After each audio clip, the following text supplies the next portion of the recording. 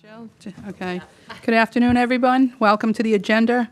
The October 21st, 2025 Select Board meeting, and very nice to see everybody, a nice big crowd. And Mike, would you like to do the Pledge of Allegiance? Sure. Pledge allegiance to the flag of the United States of America and to the republic for which it stands, one nation, under God, indivisible, with liberty and justice for all. Thank you, Mike. All right, so at this time, do I have a motion to approve the minutes of October 7, 2025? So moved. Seconded. All in favor? Aye. Aye. Opposed? And I abstain because I was not here. At this point, we are going to do new public business. The clerk does have her timer. We're going to limit it to 3 minutes or less. I asked members if we can silence the phones. Let's put cell phones away. If you need to take the call, totally understand. Just please step out of the room. That would be great. Okay. Who would like to go up at this time? Please go up. Bill? Right there. Okay. Please introduce yourself. Good evening. Bill Bates, Town Meeting Member, Precinct 4.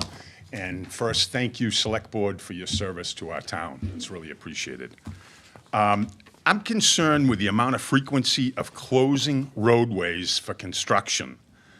These are taxpayer-supported roads and should not be closed without a darn good reason. Last week, Route 62 closed at Summer Street, and the detour took all eastbound traffic up Summer Street, past St. John's Prep, down to North Street, down to Locust Street, around to Poplar. I mean, if that's somebody coming from Beverly or trying to get home to Beverly or trying to get to downtown Danvers, they're just going to give up. I don't understand why we can't at least sometimes, or most 99% of the time, have one lane open. If people want to wait, they can wait. If they don't, they can turn around and leave. But to close a road, and we seem to be doing it more and more in Danvers. So I guess I would just ask whose decision it is. It's got to get better. And also, on another note, I think we should look at adding a new traffic division to the Danvers Police Department. We've got traffic issues out there that just need help and need special attention. Thank you. Thank you, Bill. Town Manager, can you look into that? Lauren?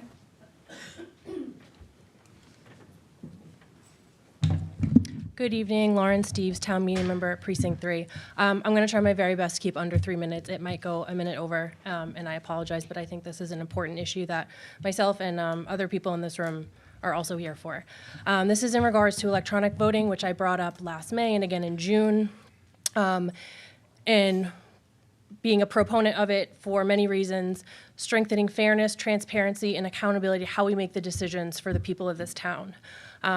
A flaw of voice voting was very clear during our 2023 annual town meeting recall petition. The Finance Committee recommended no action on the recall petition. An amendment was submitted to take action. When that amendment was voted on by voice, the moderator ruled that the noes won the vote. That ruling was never questioned. The next vote taken was on the Finance Committee's original recommendation of no action. A standing vote was requested on that motion, which revealed the results to be 38 in favor of no action and 110 opposed.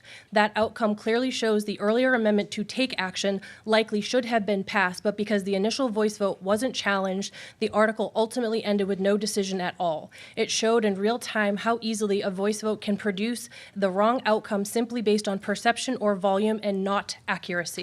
To gauge support for electronic voting, I surveyed 144 town meeting members and received 81 responses, a 56% response rate. Of these responses, 64% said yes, 26% were undecided, and 10% said no. The town has previously considered surveys with much lower response rates sufficient to guide policy decisions. A 56% response rate with nearly 2/3 in favor represents a clear and credible measure of support among town meeting members for implementing electronic voting. Cost is the main concern. A $40,000 figure mentioned at a previous meeting applies to Andover, which runs an open town meeting where they have to account for 26,000 registered voters. Danvers has 149 members. Our cost is a fraction of that. I obtained a quote from Meridia Interactive Solutions tailored to Danvers for $9,980, the same vendor used by the U.S. House of Representatives. Similarly, Shrewsbury implemented electronic voting this year for around $12,000. Concerns about reliability, distribution, maintenance, and security have been addressed by other towns like Belmont, Arlington, and Billerica, all of which report overwhelmingly positive experiences. Some systems don't even require an internet connection. If a malfunction occurs, we revert to standing or roll call votes as we do now. We rely on technology every day in government: laptops, microphones, iPads, virtual meetings. Town meeting has evolved before. This is simply the next step to ensure accuracy, fairness, and accountability. Of the 32 Massachusetts towns with representative town meeting, 18 already use electronic voting and another 7 use hand counts or card systems. That makes voice voting the exception, not the rule. I've conducted extensive research to identify potential electronic voting solutions, obtained feedback from other communities using these devices, and gathered preliminary pricing information. To make meaningful progress, the Select Board needs to formally task the town manager with obtaining official cost proposals from multiple vendors specific to Danvers' needs. These quotes will not only provide the necessary clarity on pricing structure, whether it's a one-time purchase, an annual subscription, or a hybrid model, it will also allow us to consider the functionality and benefits of the system so both the Select Board and the town meeting members can make an informed, data-driven decision. We deserve quotes tailored to that scale, covering both purchase and rental options, warranties, training, and support. The bottom line is we cannot know with 100% certainty what we do or do not vote in favor of without this investment. The intent is to ensure accuracy, and that's something worth investing in. I would respectfully urge the Select Board to support electronic voting for Danvers Town Meeting. I will email you all a copy of this, but I wanted to give a hard copy. This is about 70 pages of research, emails, information for all of you to Thank review. you. No, thank you. You've done a great job with the information. I've received some of your emails, and I thank you for all your research. And we've been in discussion with I've been in discussion with the town manager about it. What I'd like to do is maybe put it on for an agenda next meeting and have the board discuss this. Any additional information, thank you. But by adding this to the agenda, we can discuss it. And thank you, Lauren. You're not being ignored. Thank you. Anybody else? Bill? Would you accept him first? Please. Good evening, Board. Tony Bentoncourt, Town Meeting Member, Precinct 5. All right, the question I have more or less is about the airport. More or less, we know that anyways. I know that the board sent a letter to the airport on the things they wanted done. Do we ever get a response from that? Does anybody know? I'll refer that to the town manager. By letter, you're referring to the resolution? Yes. No, we didn't. It didn't request a response. So, We shared with them the resolution. so they never responded for anything on that? No, again, it doesn't ask for a response. It just is So- a resolution doesn't require. Doesn't ask for a when response. you sent the thing out, we never asked for a response. We're going to. We're gonna. They're coming before the They're board. coming before us, what, next? I think Ann let you know. Yeah, they're coming in the next meeting, November 4th. Yeah, the question I have, I don't know if you folks saw an email. Mark Zubrick sent out an email of Hanscom Field. They did a big survey. Okay, I don't know if you guys got a copy of that. I saw that you were all on the email. Even everybody was on the email. That was a very devastating report. I mean, come on, we got to take care of our residents. Okay, there's no way in hell that Beverly's going to pass what they went through, okay? If you look at that report, I mean, even the schools, okay, they were talking about pollution from the planes on the schools, okay? Come on. We have to do better than that. We have to really get after this airport and straighten them out, okay? Because we have a problem. Thank you. Thank you, Tony. Anybody else? Bill?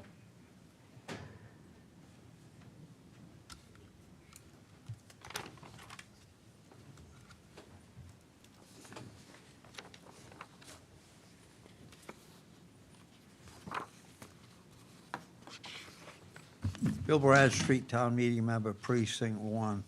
I have a question. Danvers is a town.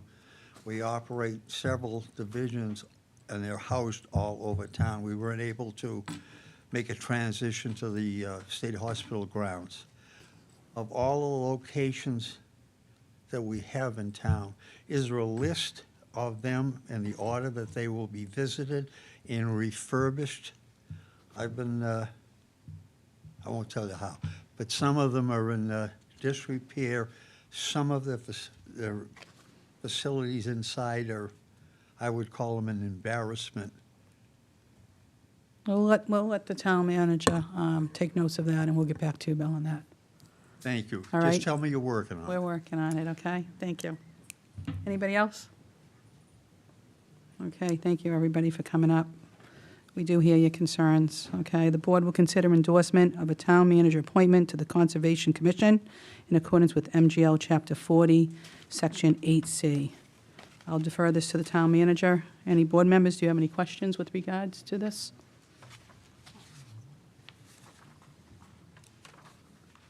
Okay.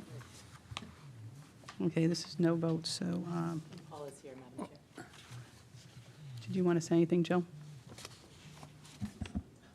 Sure.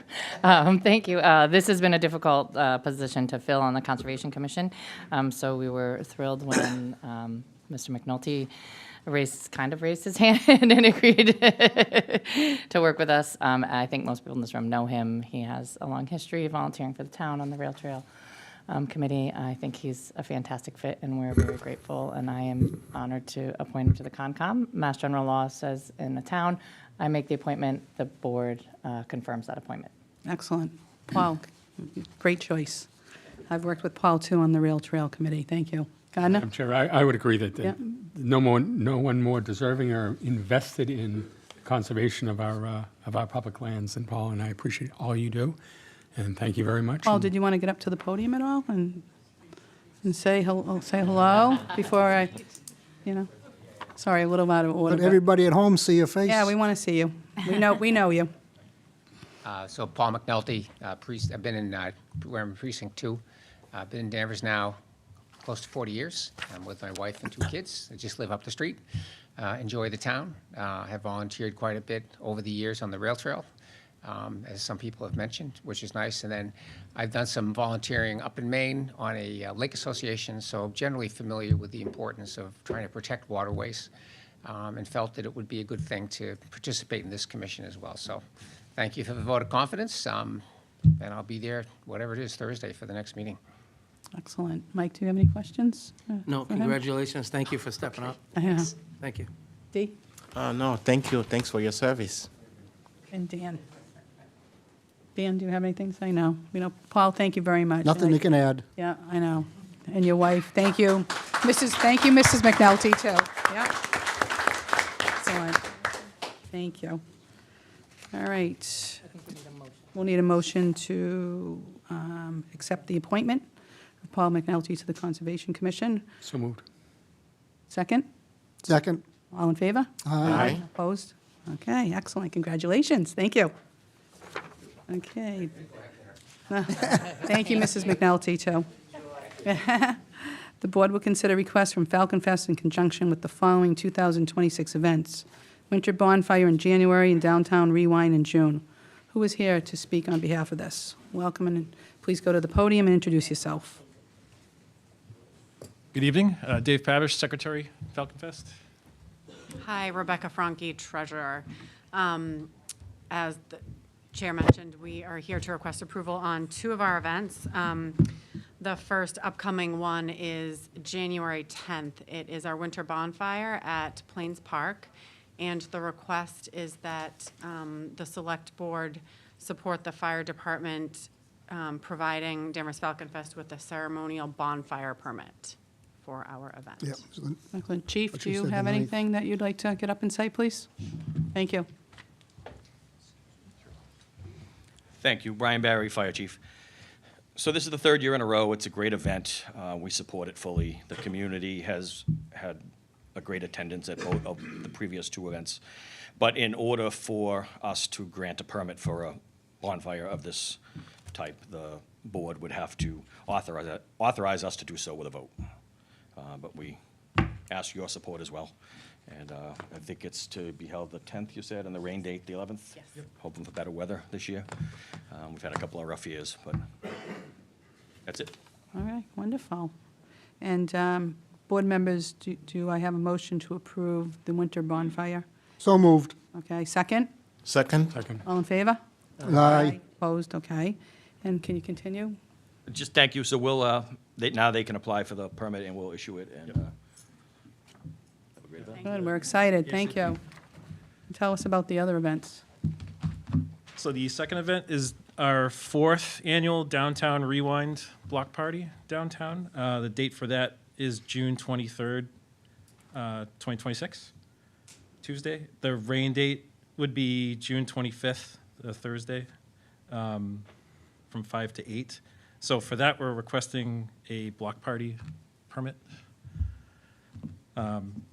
Similar to prior years, we'll have live band, local dance studios performing around the downtown, street performers, caricaturists. We have a costume contest that's been pretty popular.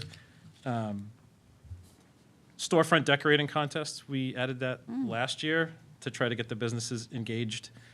And the prize for that was a free table at the Summer Night Lights event in August. That went very well. There'll be games and activities. We have a classic car show. So this will be, we had it the first time, didn't we? The classic car? Yeah, so this will be the 4th time we've had the classic car show. So we've room for about 20 classic cars to show off there. Face painting, live art, and the theme is through the decades, so we'll have sort of broken up into 60s, 70s, 80s, 90s decor in music. And we'll have a couple of food trucks with treats, but we encourage most of the local businesses that are already down there, the restaurants, to run some specials, and we'll tell everybody about them if they plan ahead.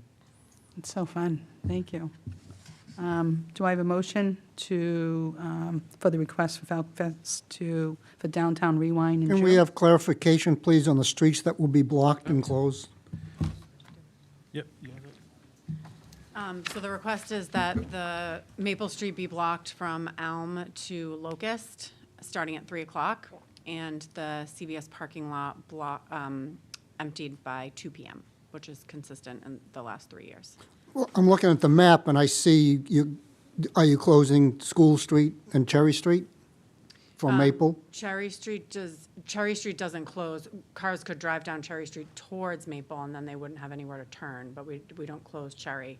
And then what was the other street that you mentioned? School. No. Same thing, that people could get all the way to Maple on School or Cherry, but they Well, I suggested Charter and Page maybe should close Cherry Street so people don't get down into Maple and have no place to turn around. Okay, we can talk I to mean, the police talk department. to the police about that. We've had construction there before with the gas companies, and they don't block it off. That people drive in, or they come in from Maple turning in. Okay. Gets very confusing. Okay, we'll do that. All right, with whatever the police say, but thank Okay. you. Do you have any comments? No, thank you, Rebecca, for all you do. I'm sure Mr. Bates will be okay for this street being closed for this one time. That would be the exception. Where my only ask will be, maybe the requirement should be that when people get there, they actually dance. Last year, Elvis Presley was there, and I was the only one dancing, so I need some dance partners. You don't want to see everybody dance. Why not? Thank you. Thanks for all you do.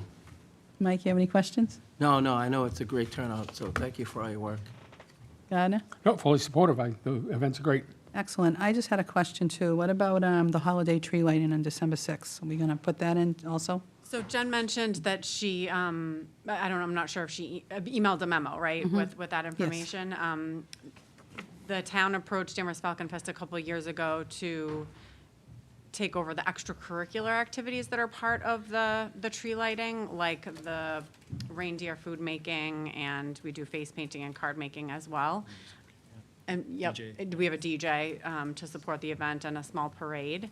And it sounded like we weren't sure if there was going to be a vote tonight on that or not, because we kind of tag along with what the town already does. The town supports and plans the official lighting of the tree, and we augment the event with some fun stuff. But if you are amenable to voting on the approval for the December that 6th, event. tree lighting, right? Yeah, that's fine. Okay. Yeah, let's do that. So, board members, do I have, I have a motion to approve the event. Let's first do the Downtown Rewind in June. So moved? Second? Second.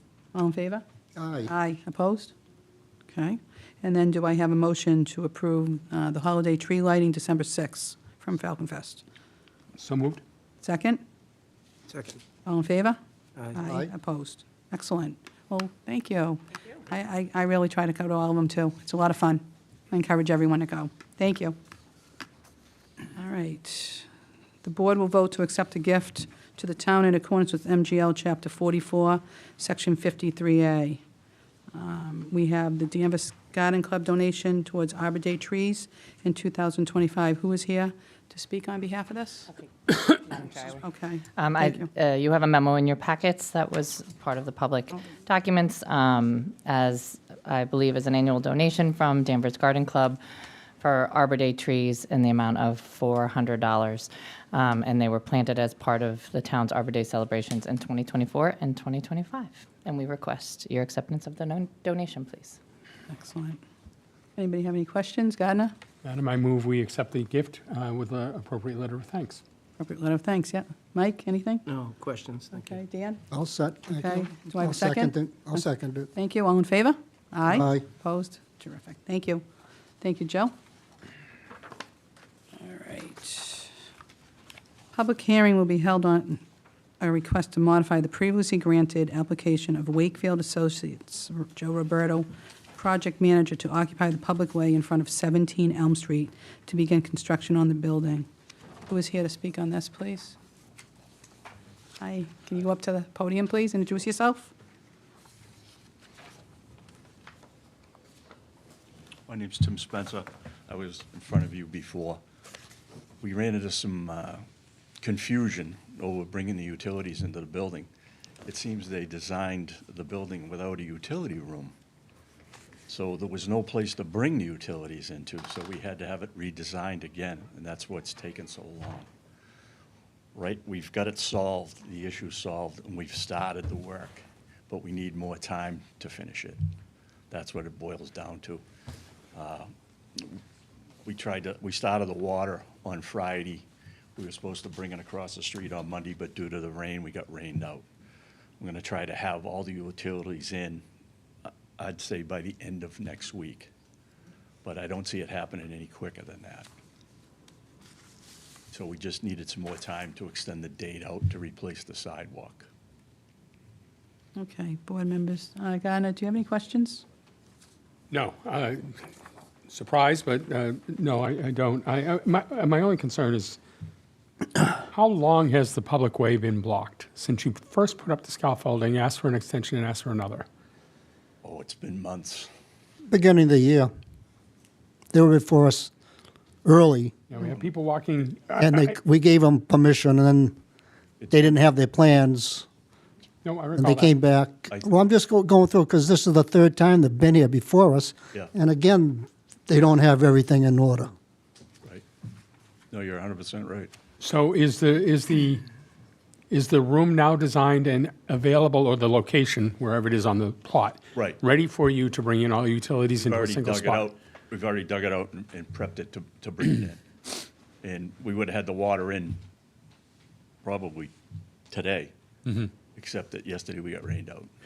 My other concern is obviously these delays have delayed construction as well. Is there a point at which in the wintertime, because of that you believe you'll have to shut down construction, or will all utilities be on site and buttoned up before? The utilities would be on site and buttoned up, but they'll still be working on the building. But one of the issues they're gonna run into is we're gonna have to put the sidewalk back. We won't be able to pour the sidewalk. It'll have to be paved because the front of the building is brick. Right. Brick goes below the sidewalk. So they're not going to be able to finish it. I know they're not going to get all that done. Will pouring the sidewalk delay removing the scaffolding? Well, or is there any temporary solution that we can reopen the sidewalk with a temporary sidewalk till the springtime when you can pour? I'm trying to get that scaffolding down as soon as possible, as I'm sure you are too, but Exactly. I'm looking for a drop dead date. What's a drop dead date? I don't have that. I'm not actually running the job. I'm not the GC. He was supposed to be here, but he's not here. So he would have the answer to that. I don't. I'm just a site guy. I'm trying to get the utilities in, but they keep sending me to ask you to delay it, and I understand your concerns. What's the current end date for Why the- don't we Well, ask can I Stephen what- King to speak on? Can I ask in the application, I just got a copy of the letter, I didn't get it earlier today. What's the current end date for this application? Does it have an end date on it? Or this extension? God, there's no dates, it just says days. Yeah, it doesn't have anything. We talked 30 days, 15 days. Okay, can we But I don't know extrapolate? what the begin point is, so you can't find the end point. It says 6 to 8 months. 6 to 8 months. 8 months. So I guess And through you, Madam Chair, I'm presuming that there's a performance bond on this right now. I would hope so. Can we have Stephen King go up to the podium, please, Stephen, from engineering? May have some more info for us. Good Thank evening, you. everyone. Stephen King, Town Engineer, Department of Public Works. We have currently a street opening and trench permit, which is our typical bond that we hold with the town clerk in our office.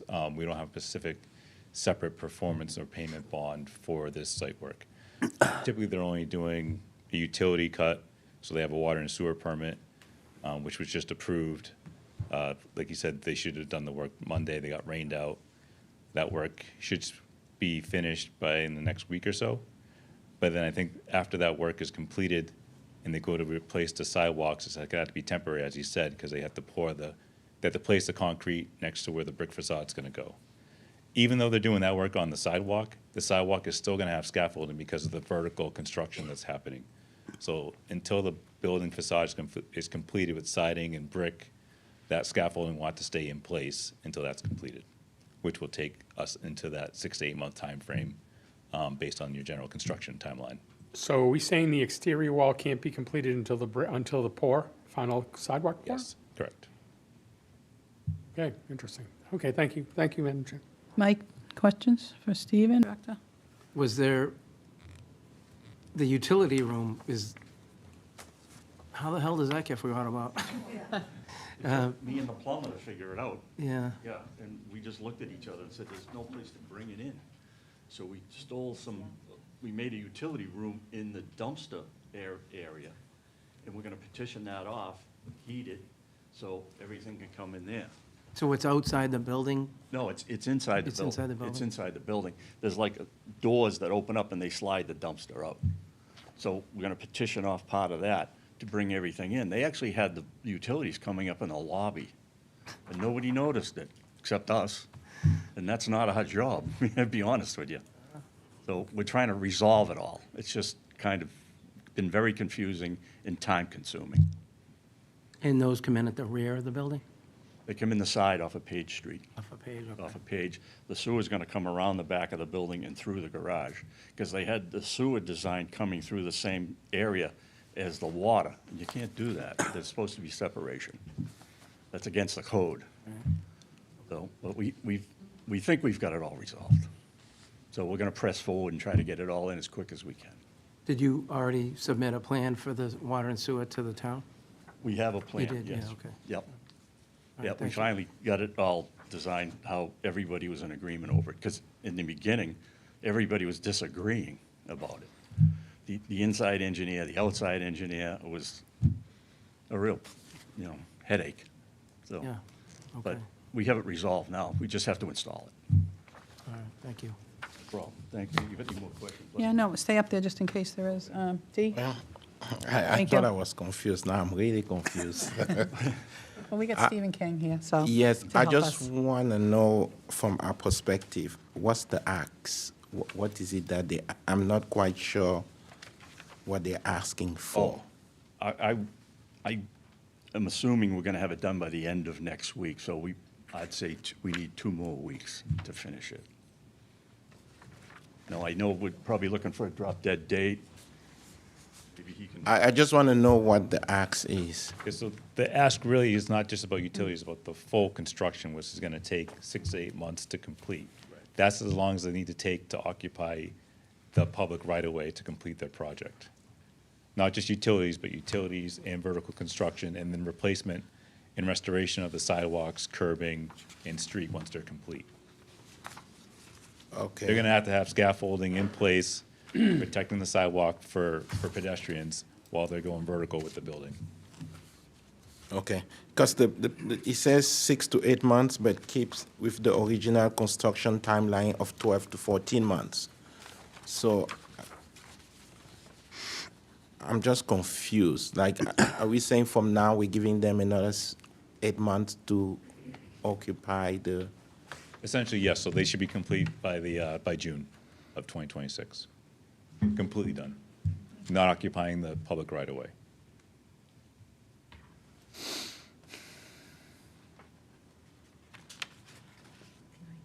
And, yeah. Madam Clerk. My understanding, Stephen, help me, is that they're occupying the street right now with a walkway. Once they put in the temporary asphalt sidewalk on the sidewalk, then they can open up the street for parking. They're going to put overhead protection on the sidewalk, temporary sidewalk, until the springtime, when they complete the outside of the building and can pour the concrete. That's correct. So in theory, they will need to occupy the sidewalk until the springtime. Let's say June-ish. Yes, correct. Instead of what? What was it before? Like, what extension are we? Right now, it was 10, this past weekend was the expiration of the second request for the extension. Right. It was October 15th. October 15th, thank you. Okay. So they're asking for an extension. Of 2 weeks? No. Wow, no, till June. 8 So months. June. Till June-ish. But they're going to be able to open the street. Right now, in front of Elm Street, those parking spots are unavailable right now because the sidewalk is now in the street. So he's going to pour temporary sidewalk on the sidewalk next to the building to move that over to open up the parking on the street.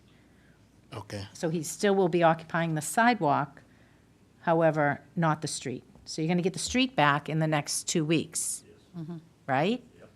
And then, We have your word on that. Okay. Well, I know. guess, I'm not going to hold this. Weather I guess permitting. one of the other select board members is probably going to make a motion, and hopefully that will clarify what we'll be voting on. So I'm all set. Thank you. All right, Dan? Thank you. We have a letter from an attorney that doesn't tell us anything. Not your fault, Steve. We're talking days, but there's no dates here. You're closing Page Street temporarily, but I don't know what dates those are. You're putting up scaffolding. I don't know what date you want to put it up and what date you're going to bring it down, because that is what we have to approve, a set number of days or time frame. If you go beyond that time frame, you're subject to a $300 fine per day. Not you, but the owner or the developer. I hear you're going to be putting a dumpster in the building to pull out. I don't know that the owner knows there's a bylaw against picking up trash before 7 a.m., and if that's been part of their conversation. I'd like to have somebody here that can give us specifics and answer questions about observing our bylaws.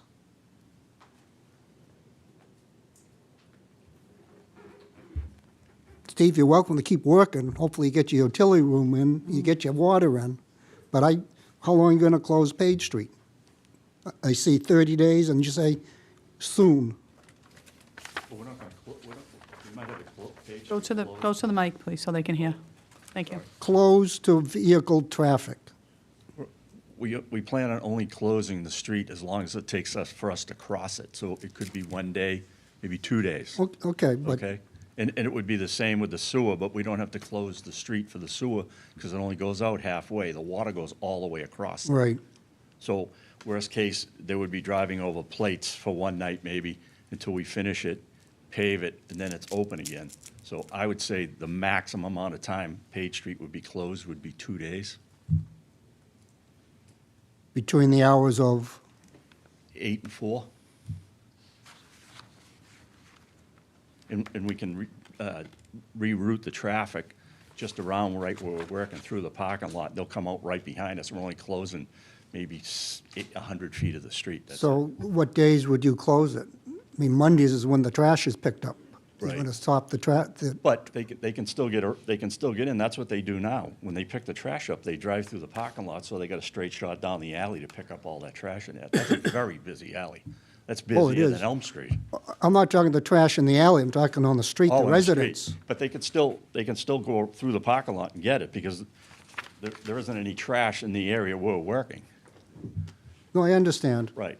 So I So I would, We- if we- I may, through you, Madam Chairman, if Public Works can reach out to a public and find out if they're able to pick up the trash when the street's closed.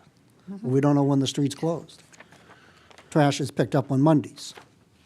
But again, I'd like to know specific dates when the roads are closed, when the scaffolding's going up, when it's coming down, when the concrete will be poured on the sidewalks.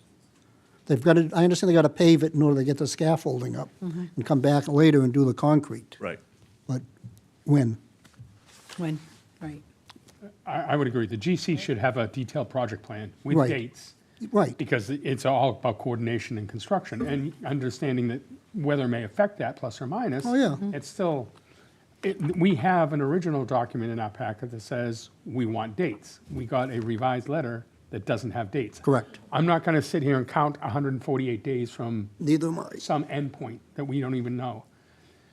So if we can, I'm going to ask whether it be part of the motion or whether it be a subsequent action.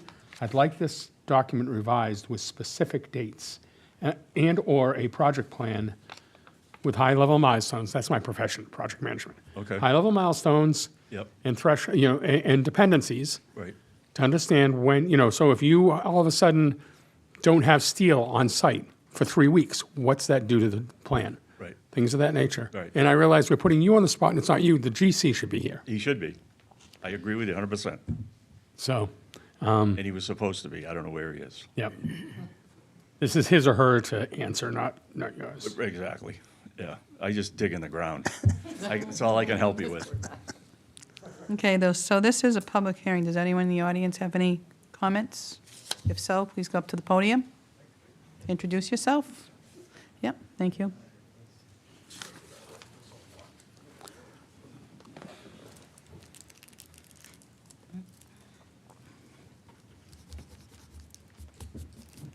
Good evening. My name is Bill McKenzie, Precinct 3 Town Meeting Member. I've been in construction all my life, and you can't really pick a date, especially if you get rained out, snowed out. But a lot of this has already been gone through with the planning board, and for a major thing like that room to be missed, it shouldn't have been missed from the beginning. So it should go back to the architect and the contractor, and they should be here telling you why it was missed and giving you the solution. It's not his problem. Well, it is his problem because he's here doing it. But he's, like he said, he just digs holes. It sounds like he's doing a lot more than that. Thank you. Good man. Thank you. There's somebody swinging a lot of hammers down there, too. Bill, did you want to go up? Introduce yourself again?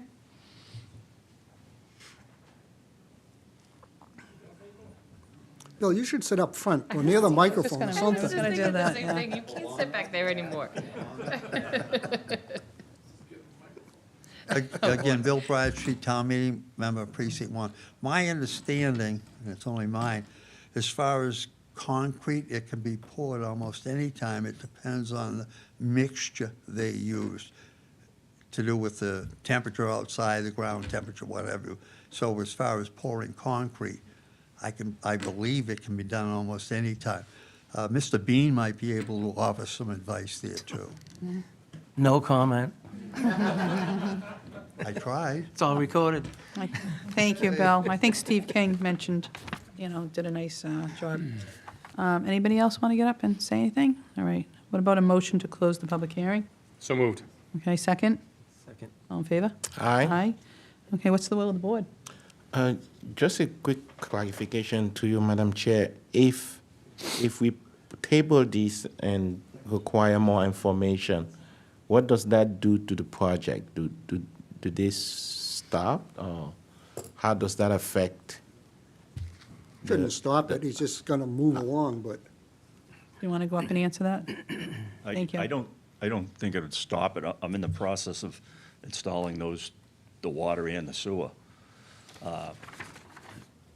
You should have dates for this stuff, yeah, I agree with you. Okay. And someone should supply them to you, but it's not me. I gotta be honest with you. I think everybody's on board to get the job done as quick as they can, but there have been a lot of delays. And I agree with you in that sense. if I may, Madam Chairman, we Sure. already approved them putting the utilities in. We did, yes. So, I Yeah. mean, they can just continue on. Continue. But we should have somebody come back at these times specific. If you don't mind, I'll make a motion that we accept the application to extend for another 60 days, Yeah, to return within that 60 days with the detailed information we're looking for further extension. It stops them from getting the clock. We could actually start fining them $300 as a day at this point. I don't want that. I'm not looking for it. But had we known this was going to close the sidewalk for over a year, we certainly would have, at least the ZBA or the planning board, when they heard this, would have asked for considerations, some public betterment or something to that effect. But I still want the details, and I know you can't, as you said, you can't get to a specific day. It's never going to, that's a happy path, you're never going to hit it, but at least give us a plus minus of so much time and a target that, at which point we know they have to come back again. So my motion is to extend the current permit for 60 more days, to have them return with the details we need to further extend it. okay, so there's a motion there. Is there any discussion? I second the motion. Okay, Before the discussion. excellent. All in favor? Aye. Aye. No, Opposed? Okay, Dan. Well, thank you. Is that You've 4-1? Thank yeah, you. 4-1. Yeah, I mean, thank you so much. I'd rather they came back sooner. done a but- great job. Thank Within. you. Thanks. Yeah. I'm trying. All right. Public hearing will be held to continue discussion of proposed changes to the town's traffic rules and orders. And who is here to speak on behalf of that?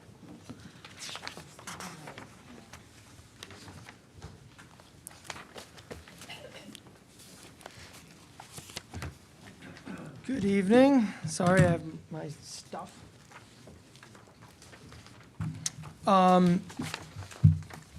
Thank you. Aaron Henry, the town's Director of Land Use and Community Services, here to continue our conversation that we started on September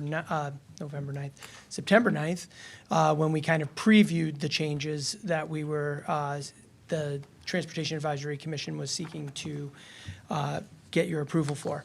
So on the 9th, I did a more detailed presentation, including a memo kind of giving you the highlights. Specifically, the questions we received that evening were to add a table to Appendix 1, where we have a map today of the state jurisdiction and local jurisdiction right-of-ways. So we've added a table into the appendix that details written what state routes are in town. We talked a little bit about Maple Street one-way. I did have a conversation offline with Mr. Trask more about that. We were asked to clarify some of the language around the car carrier language and the penalties associated with that. There is revised language in this redlined. Worked with Lieutenant Sullivan on that, so hopefully that's clearer than it was on the 9th. We were also asked about a map of downtown, the parking map that our parking clerk uses to distribute to employees and businesses. I provided that shortly after the 9th. I believe I received one comment from a board member via email in the days following that, and I believe the version you have in front of you addresses all of those comments. And as I warned you on the 9th, I would be here this evening looking for a vote. And I'd be happy to take any questions. Board members, Gardner? I want to thank you for listening to my concerns and putting in those tables. I think they're more informational, especially when we go to town meeting, or where we go next for this. And when you're doing promotional or informational sessions, to know, for people to be able to visualize what roads we have control over, what roads we have shared control over, what roads we don't have control over is important. And the fact, and a map that identifies basically the parking spot availability from that previous report helps people understand the context and how much you're not taking when it comes to employee parking sticker programs. So I appreciate that. And for those, I mentioned at the meeting that we had previously, to investigate a suggestion of a one-way from Maple Street out from the, I'm going to say my landmark is the fire station. From the fire station in, so you come off and only come I was in gonna say, you inbound. said, you might Thank have you. just reversed what I thought you Yeah, said. I the know. first Come thing. I was like, inbound oh, boy. only, because I believe that outbound is the cause of a lot of issues. Aaron offered a potential solution that I'll let him flesh out, but it was elegant in its solution and didn't require that. So I'll look forward to seeing how that pans out, and I don't want to steal any thunder. So thank you for listening to the concerns. Thank you for the feedback. Mike, do you have comments? What do we have to do if we wanted to increase the fines on, like, the bicycle violations? I think that could be a good tool to use against the people, persons that are driving down the middle of the road, whatnot. I mean, typically the bylaw fines are pretty cheap, right? Personally, might have to lean on the police department or the town clerk for a little bit more details, because I'm not sure if those are governed by Mass General Law. And, oftentimes those rules set a maximum. I know we've tweaked our penalties over the years since I've been on the commission, but I don't know if there's a ceiling. But if it's not prohibited by Mass General Law, I would assume the community can set those rates to whatever they wish. But I'm not sure if Lieutenant, I don't mean he's here, so I'm going to lean on him. Is there? Most are governed by Mass General Law, and are we at the maximum under the law? Yeah. So we're capped already? Sounds like we are capped on just about everything. Okay.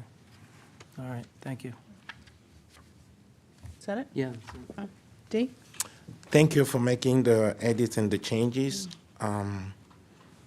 Just wanted to clarify, just for my own understanding here. Absolutely. On page 18, section 26, the car carrier by motor vehicle. Section C, so 26C. Yep. The fine goes to the businesses, and the operator gets issue a general law, chapter 90, civil motor vehicle infraction. Is that correct? That is correct. Okay, perfect. Thank you. Excellent. That was my That's question, all. too. Dan? That way, the businesses can't hide behind the driver and saying, oh, he didn't know. Exactly. They are also partly responsible, and this gives us that authority to get to the business as well. Okay. Excellent. Thank you. Dan? Thank you. Aaron, I'm sorry, I was not present during your presentation. I did read it, I did have a small comment for you, but can you walk me through this employee paid parking permit?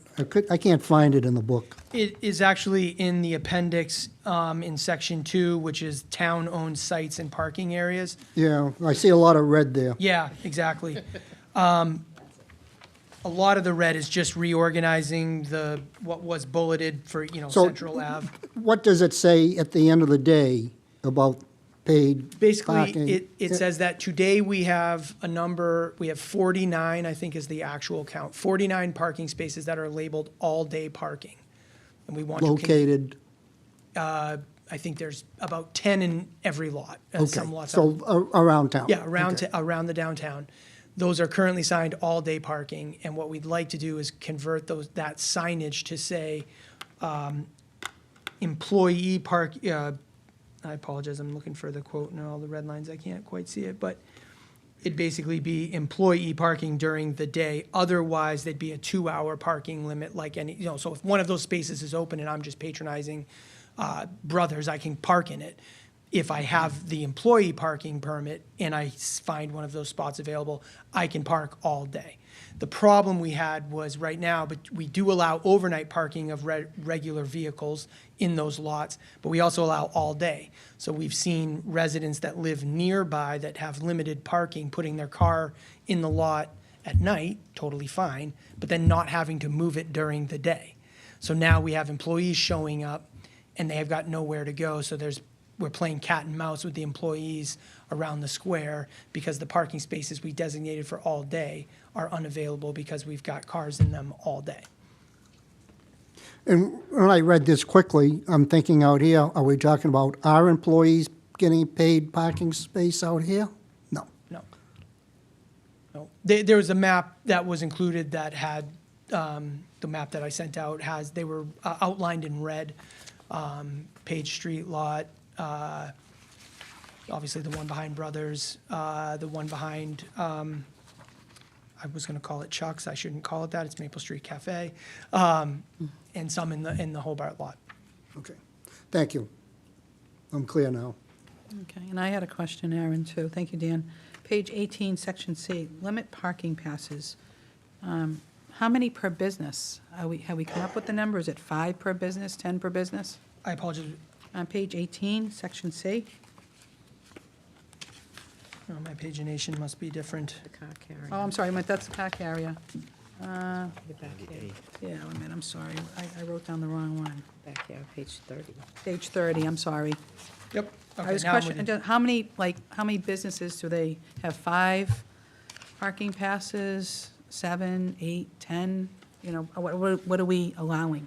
We, at the staff level, have talked about probably like maybe 5 would be a max that we would allow one business to have. I mean, we do have one business down there that has a lot of employees, and that's, I would say that's the primary problem. But we have other businesses that have expressed an interest in finding a better solution than the game of cat and mouse. But I think we're thinking to start with capping it at 5. Okay, and those are the ones that have more, are they going to be grandfathered, or are you going to limit No, them they'll back have to to 5? observe the parking rules just They like have to? they're Okay, expected good. to now. That's the right answer, good, excellent. This is a public hearing. Do I have a motion to close? Anybody in the public want to speak? Bill? I'm sorry. I missed you, Bill. You got to sit up front. Right there, that's your right. Bill Bradstreet, Town Meeting Member, Precinct 1. I think some time ago, and for me, that's a couple of decades, because of the skateboarders in the square causing dangerous situations, skateboards could be confiscated. I don't remember how long they could be held before they had to be returned. I believe we're doing the same to bicycles now. Could we change the rules that the bicycles are confiscated and sold by the town, so that the town can have the money to help deal with the issue that the bicycle riders are creating? I can't see taking someone's bike, you'll get it back in a week, 10 days, or whatever it is, so they can go back to doing the same thing on the same bike. I'd like to see the bike disappear, perhaps in some other community, after the town has sold it. Make that a restriction. If you're gonna buy it, you can't ride it in Danvers. But I can't see us allowing the same problems to continue without some, I guess, severe consequences. And I don't know how to, just tell me you're working on it. We're working on it. Good ideas, we're working on it. Thank you. So this is a public hearing. Anybody else? Yep, please go up and introduce yourself. Thank you.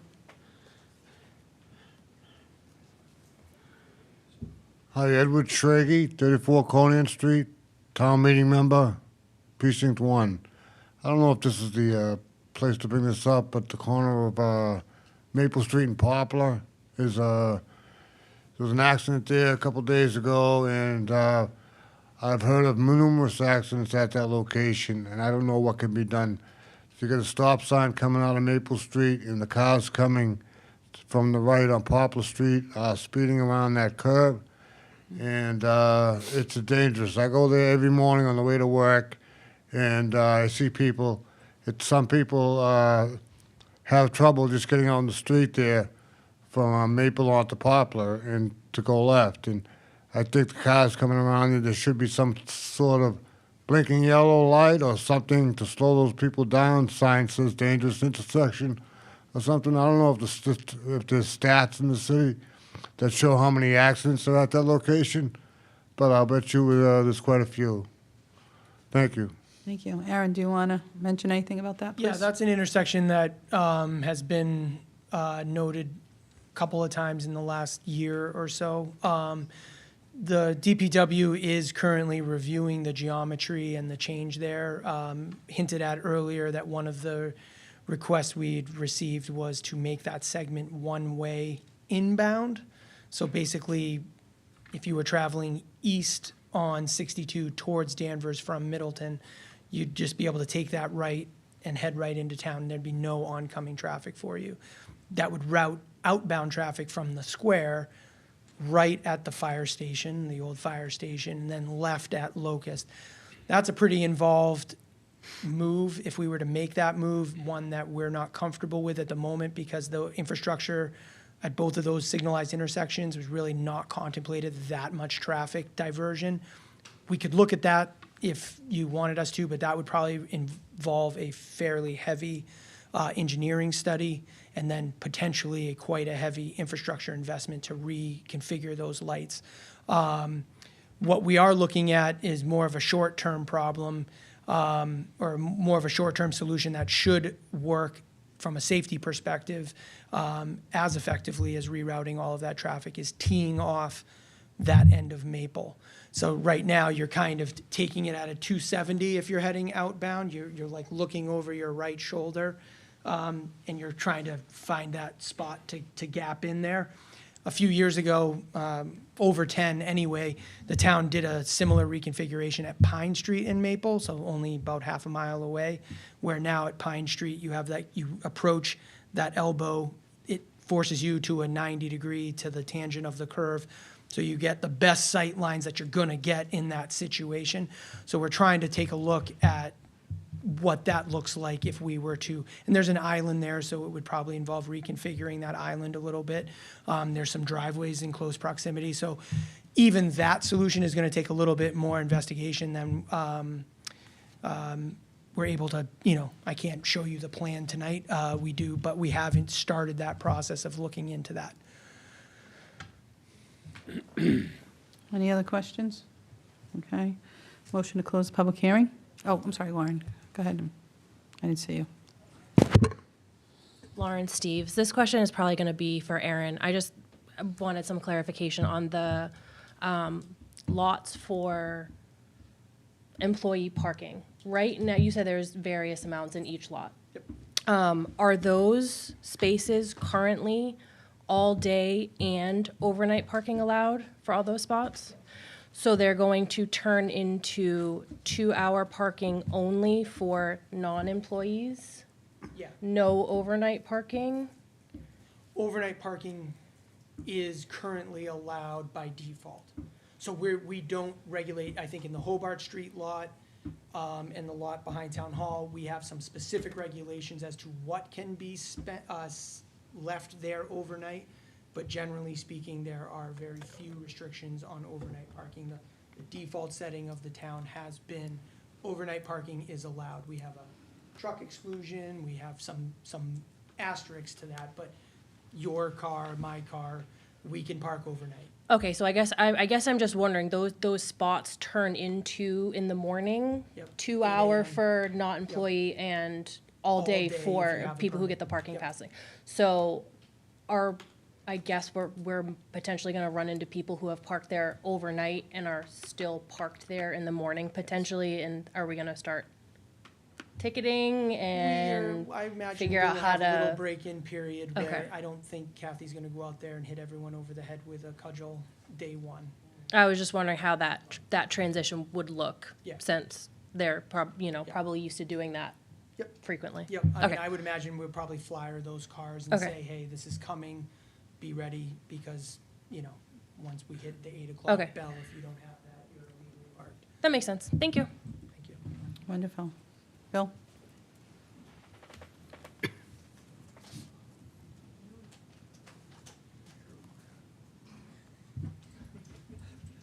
Again, Bill Bradstreet, in referring to the town parking lot across the street, which looks like a construction yard by some of the pieces of equipment that are there, is there a provision in there for someone to abandon? There's a vehicle over there with a broken window that's been there for some time. There's now a boat parked over there. How do those fit into the rules for, do we have a boat yard? Do we have a construction yard? Or do we merely have a parking lot, which is too general?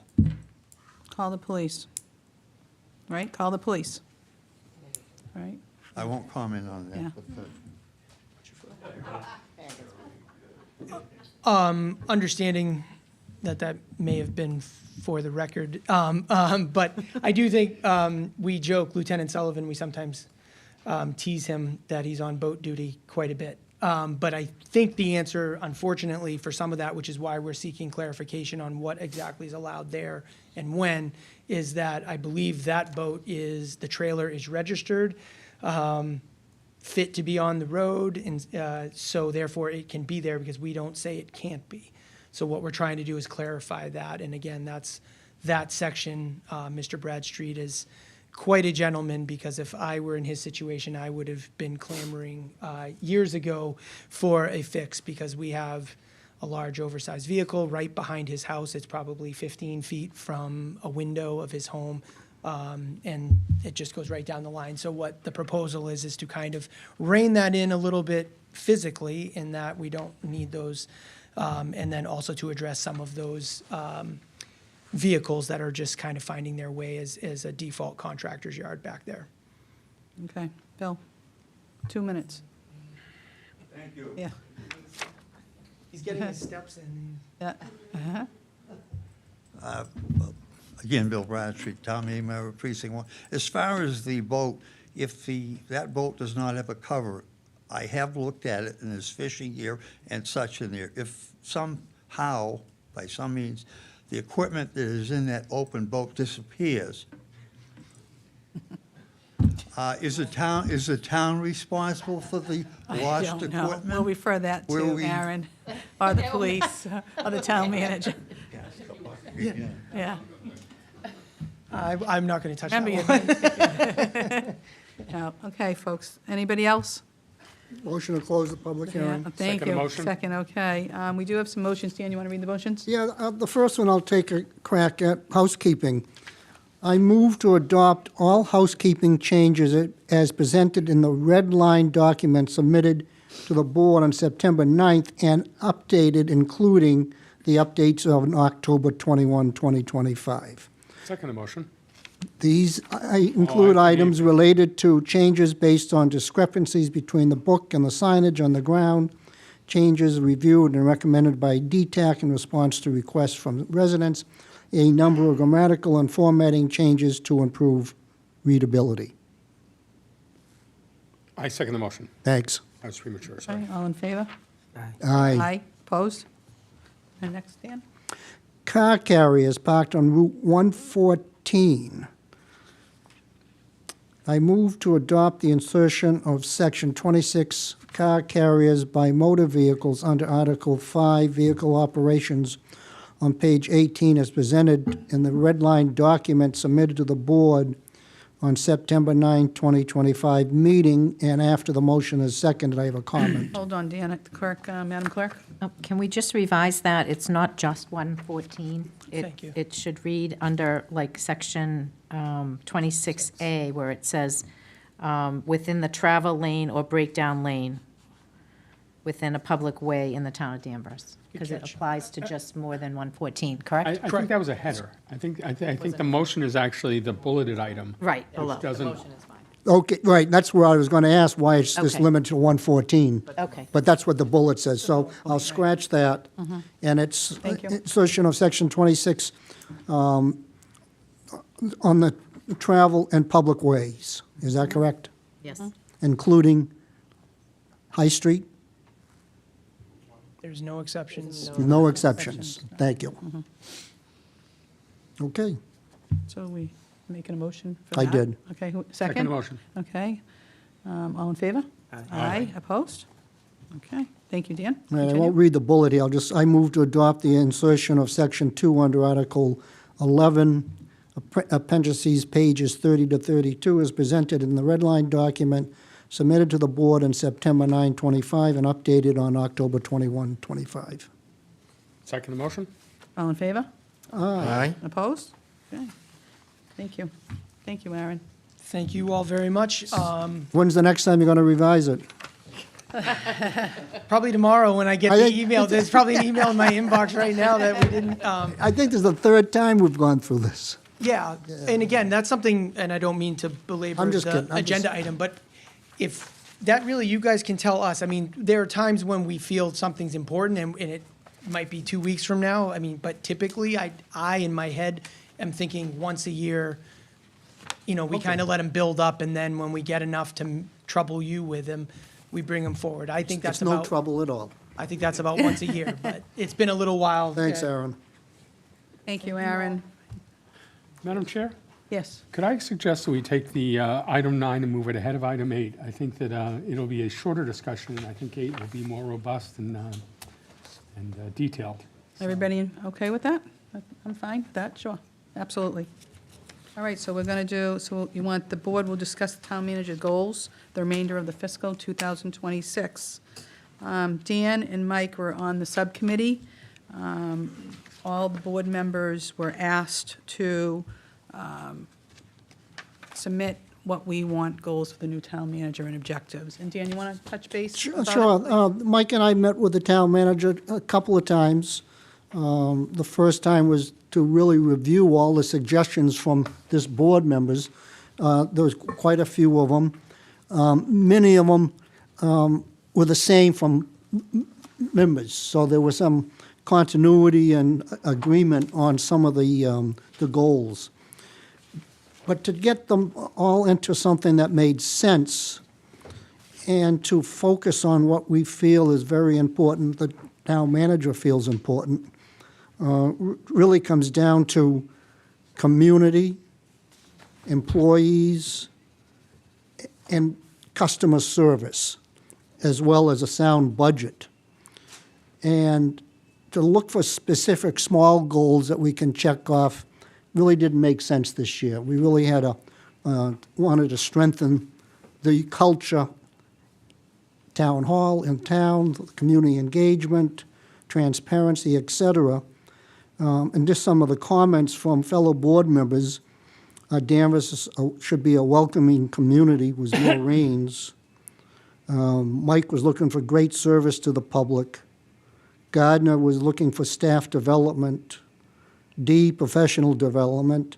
And myself, the budget policy that we could adopt. And I think we've captured those in these goals. What about mine? You didn't mention I mine? did. I said you were first. Oh, okay. Of course you were first. Thank you, Dan. Okay, so I think at the end of the 2.5 hours that we spent with the town manager, she came up with a good outline for her to work on for the year. Yeah, thank you, Mike and Dan, you did a really good job. I mean, we did put a lot on paper, and they condensed it. You really did very well. Gardner, do you Hi. have anything to say? I do. Okay. I reviewed these. I saw I know what I put in. I don't know what the others put in because that's part of the committee work to kind of distill it down. I'm concerned that these are too vague. I manage many teams of people, remotely, internally, and a goal has to be a SMART goal. It has to be specific, measurable, achievable, obviously, and time-based. These goals are actually the job requirements. These items here are listed as what I would expect of the town manager as part of the role of town manager, roles and responsibilities. Goals are to be, we want to see how you do on specific things. Now, you did mention one of mine, but My first one was develop a resolution to increase water capacity. We've talked about water capacity here. We've talked about infrastructure, talked about our recreational facilities. In the past, we have, and I also talked about this at the last meeting, this is a new process to send this to subcommittee for distillation. In the past, we'd all thrown out 20 or 30, we'd sit through a meeting or two, cull it down to 10, and then take a vote, and the majority of those things would be voted. I don't know how I'm going to, other than a general feeling that the town manager is doing a good job on something. I can't measure, develop and foster customer service. What's the measurement? What's the task?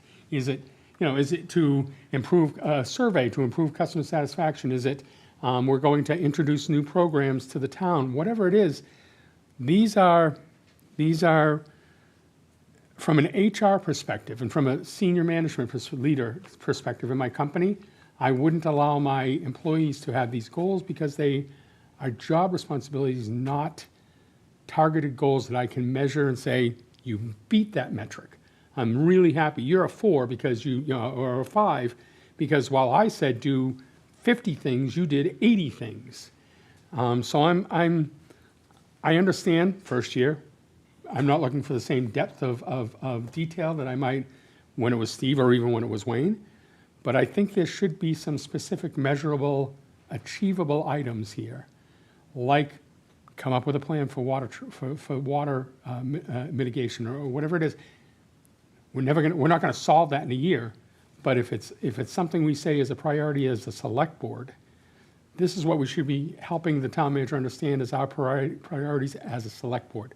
And I had a whole host of them, so I'm going to go with the will of the board, but I just think these are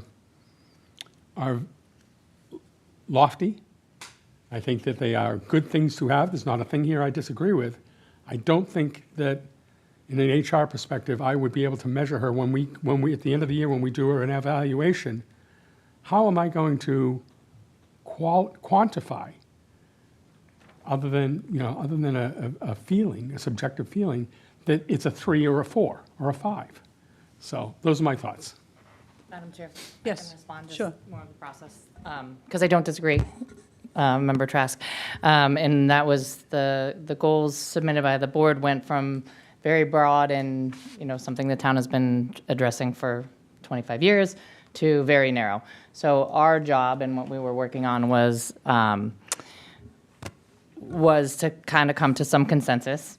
And behind each of these goals, the members of the subcommittee have seen the action items, the measurable action items that get me to each one of these goals.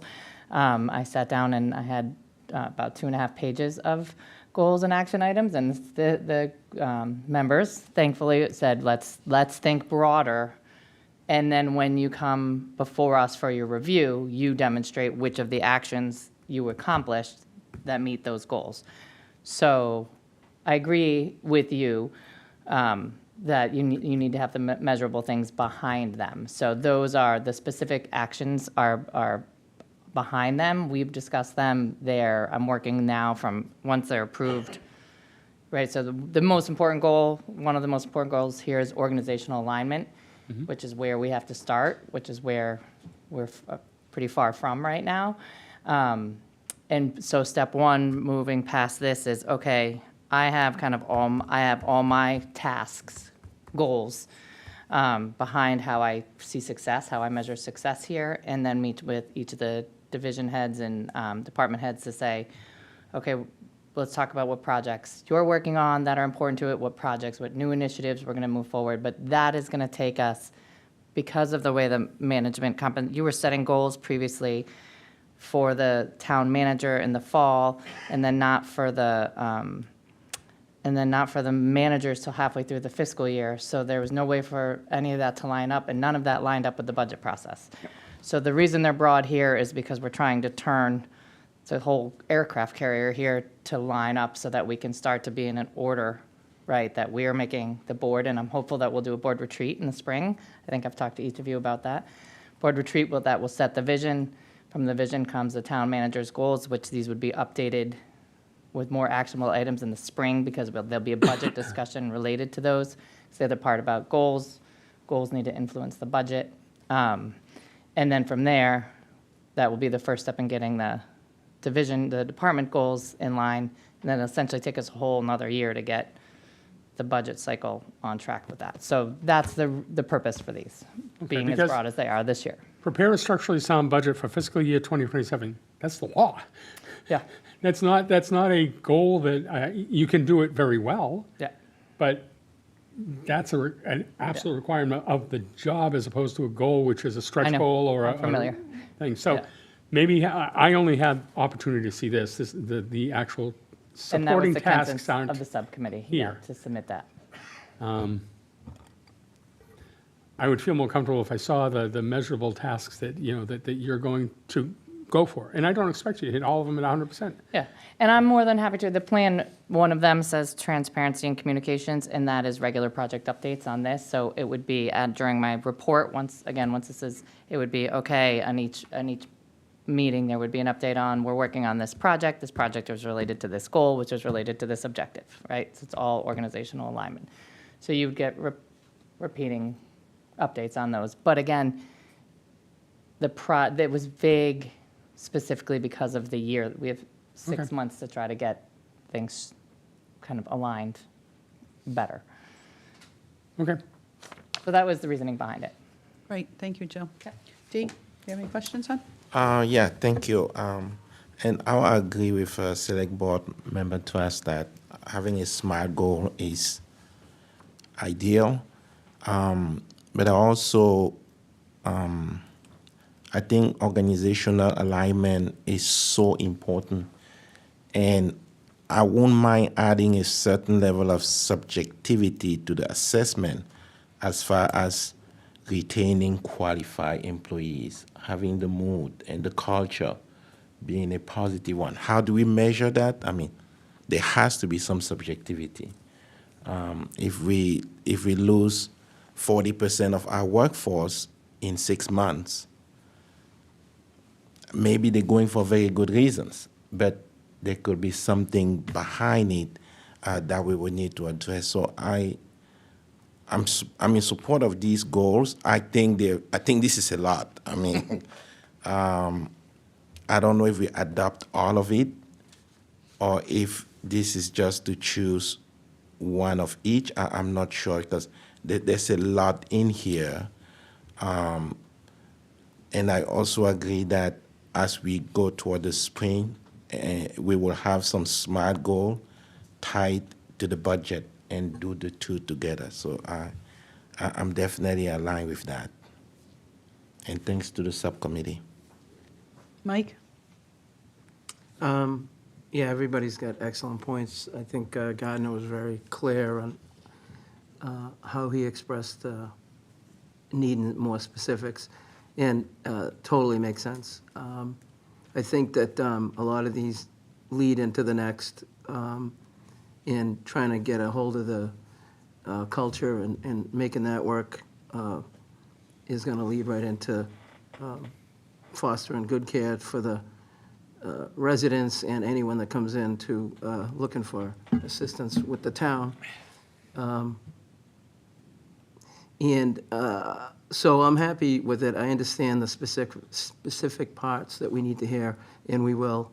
I feel confident. I think the town manager is already expressing a different way of engaging with employees and residents. The trash situation was handled really well, and not so much in other communities. So, and that was dumped on her pretty quick. So, no pun intended. But, it just happened. But so I feel the next time we're reviewing some of these things, I think we're going to be able to see tangible items that you're asking about. So, thank you. Great, thank you. Dan? No, I think in the past, we were able to pick out a certain item, a checklist, so to speak. But with the transition, Jill feels, and I agree, that she's really got to wrap her arms around the whole picture to get it, she calls it an aircraft carrier, that's, sounds like a good description, and get everybody on the same page, and it will require us to sit with her and give us our direction. So we gave her a lot of goals, a lot of things, but it was kind of going two different, all over the place. I felt that this brought it all down to a direction for her to sail the ship. And next year, obviously, we can be more specific with general items. But I think the conversations we had, there's a need to do a lot of work without trying to check off more water, as an example. So, and I think Jill's list was like, she's a page and a half of different bullet points, which you would not have been able to digest and discuss. It was just too much, but all related to the top bullets. No, I agree. Remember, this was a new process for us. I want to thank both Mike and Dan and Jill. They all put a lot of time into it. Like she said, with the aircraft carrier, she has a lot. And look what she's done so far, people. Like Mike said, with the trash, the community roundtables, transparency. She meets with board members once a month. Anyways, she's always open door with the residents. If you call, I'm sure you can always go in and see her and talk to it. So I think you've done a great job, and we're happy to have you. And you've got a lot. The biggest thing, like we said, is like Gardner said, specific, measurable goals. Make sure they're attainable. But this is pretty much like almost like a boilerplate, and now we give this to her, and then she'll report back to us, how these goals are being completed. So at this point, do we have a motion about these goals and objectives? Well, I would make a motion that we accept the proposed town manager goals and objectives for 25 to June 26, certainly with the eye to improving goals in the future. Do I have a second? Second. All in favor? Aye. Opposed?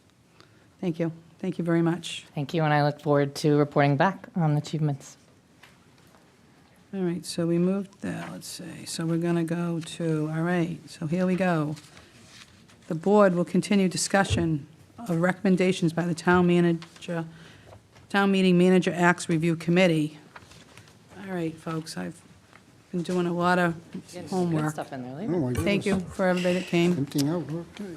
All right, so tonight we're going to begin deliberations on the changes to the Town Manager Act. We'll consider the recommendations of the review committee.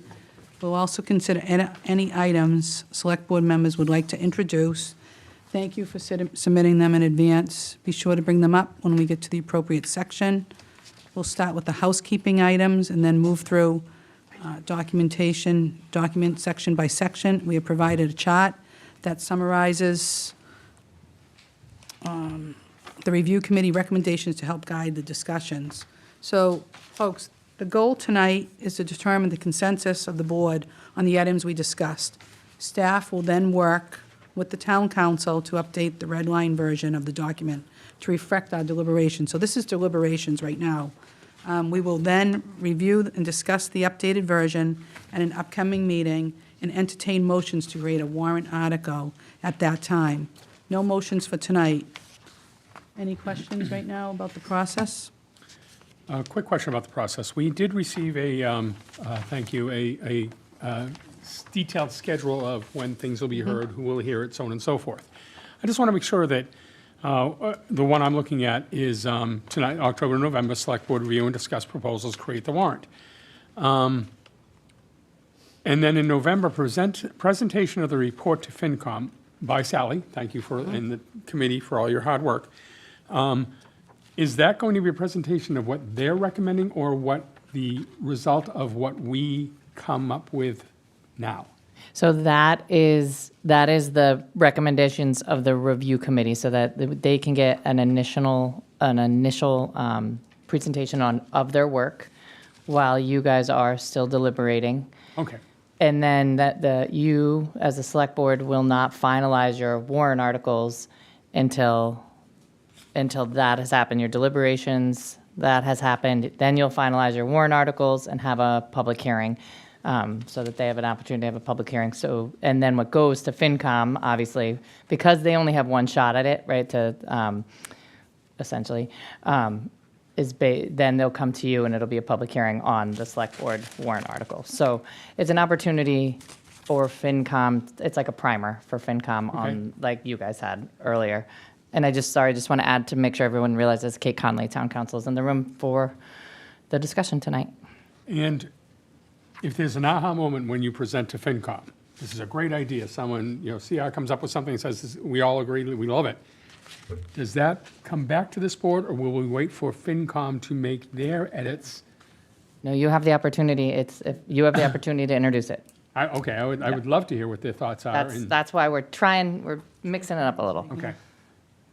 In the normal flow of warrant articles, they would then, if their meetings, make amendments and changes. Which they'll still have that could. opportunity. Okay, I Yeah. was just trying to figure out Yeah. a best way of partnering, because they're going to see things with different eyes than I do, because they're FinCom. And this is our first stab at that best way of partnering, because that was brought up by Member Bennett and the chair, and previously and I think he left Aaron Henry when it came to zoning articles, is there's got to be a way to get in front of FinCom before it's, 2 weeks before town meeting. So, we're trying it out here. Great, thanks. To you, Madam Chair, still in the process, and just so I understand, when we draft the warrant article, that goes to FinCom for their recommendation at the end. Is that correct? Correct. Yes. Okay. Now, given the fact that this has nothing to do, and maybe other select board member who are more experienced can explain this to me, this has nothing to do with finance. Like, there's no budgeting, there's no money. Why do we need the FinCom recommendation? Isn't it because it's similar to a bylaw? And there are articles in here bylaw, yeah. discussing specifically FinCom, their duties and responsibilities, but anything that goes before town meeting has to be reviewed by FinCom. It never- Regardless for a of if it recommendation. involves money or not. Whether it has money or not, FinCom looks at every single warrant article, independent of financial obligation. Okay. Like a Town zoning council bylaw. has worked with a number of committees or towns, so I don't know, Kate, if you want to comment on that process as it relates to town meeting. And some are called finance committees, some are called warrant committees, so. Certainly. Through you, Madam Chair. Kate Connolly with Murphy, Hesse, Toomey, and Lehane. Yes, in every municipality, the Finance Committee reviews, or whatever it's called, reviews every warrant article, even if there's no financial component. And they typically, with respect to things like zoning articles, they just say they have no recommendation, or they approve it with no comment, or something to that effect. Okay. Thank you. Any other questions? Dan? No Okay. questions yet? No? I want to thank Sally Calhoun and the committee for being here tonight. Kate, thank you and welcome. So what we're going to go right into is the housekeeping. There's several grammatical changes, capitalizations, et cetera, included in the recommendations. They are summarized on pages 1 through 4 of the chart that are found throughout the red line document. We will refer to these as all housekeeping changes. We're starting with the Town Meeting Act first, and then doing Town Manager Act, correct? We're just going to do just Town that. meeting tonight. Yeah, Which town one meeting is That's that? Town Meeting Just town meeting tonight. Oh, we're not yeah. doing Town Manager No, tonight. we're going to do that. It's too long, yeah. Okay. These are both the same? Yeah. So you have this, Gardner, too, for changes? have this. So all board members have some sheets for Working us? document. Okay. A working This working document, document, I yeah. have Yep, this. that's just to keep your notes. It's just for us, and just so the public knows, it's to go through all this, because thank you, and we appreciate all your work, like we said, for us to make any change, what we're going to deliberate about, what Gardner would like, or Mike, or Just- Dee, or yeah. myself. to Can I change. recommend that we chunk where we can, but some of these are going to be individual. So I would be willing to make a motion that we adopt all the housekeeping Housekeeping, items right. identified in the first table for changing capitalization, select men to select board, things of that nature. All of those grammatical housekeeping things, I move we accept as presented in this. And we don't need a motion, Don't it's need just a kind of the will of the Okay, board. then I'm good with all that. So what we're going to do, Gardner, just so you know, so when we refer to all the housekeeping changes, like you said, I would like to do that too. Yep. Any discussion, I'll ask you, and what's, what's the board think, and then we'll move on. Okay. Okay? So is there any discussion on the housekeeping recommended changes at all? Mike? No. Gardner? No changes. Dee? Dan? I have some questions on specific pages, but as far as changing selectman to select board, capitalizing town clerk, I think we can do that as one item, capitalization, as I look through these first couple of pages, capitalizing, that's fine to approve those, to go forwards. I don't think there's anything in there that, no, I think pages 1 through 4, I think. 1 through 4, That's why I yeah. stapled them that way. Yeah. They're all together. And there you go, that makes sense. Those are all the housekeeping changes. Yeah, Dina. that's fine. Okay. Yep, on page 1 through 4, as I see it. Yep. So are you okay with that? I am. All right, so terrific, we'll move on. Section 1, the recommended changes in this section is essentially prescriptive and further define the process for establishing precincts. They are summarized on page 5 and 6 of the chart and pages 1 through 3 of the red line document. I'm sorry. Going back, housekeeping, there are some things on pages 1 through 4 that I had a question about. Okay, Section 1, page 1. And this is a general question, probably for legal counsel. I printed out some of the laws that you refer to, that were referred to. I printed out, and looked at it. This document, when last amended, probably comported to the state law at that time. But the total is prescribed by the law on Section 1, page 1, but no more than 4,000 inhabitants per precinct. I think the number was different.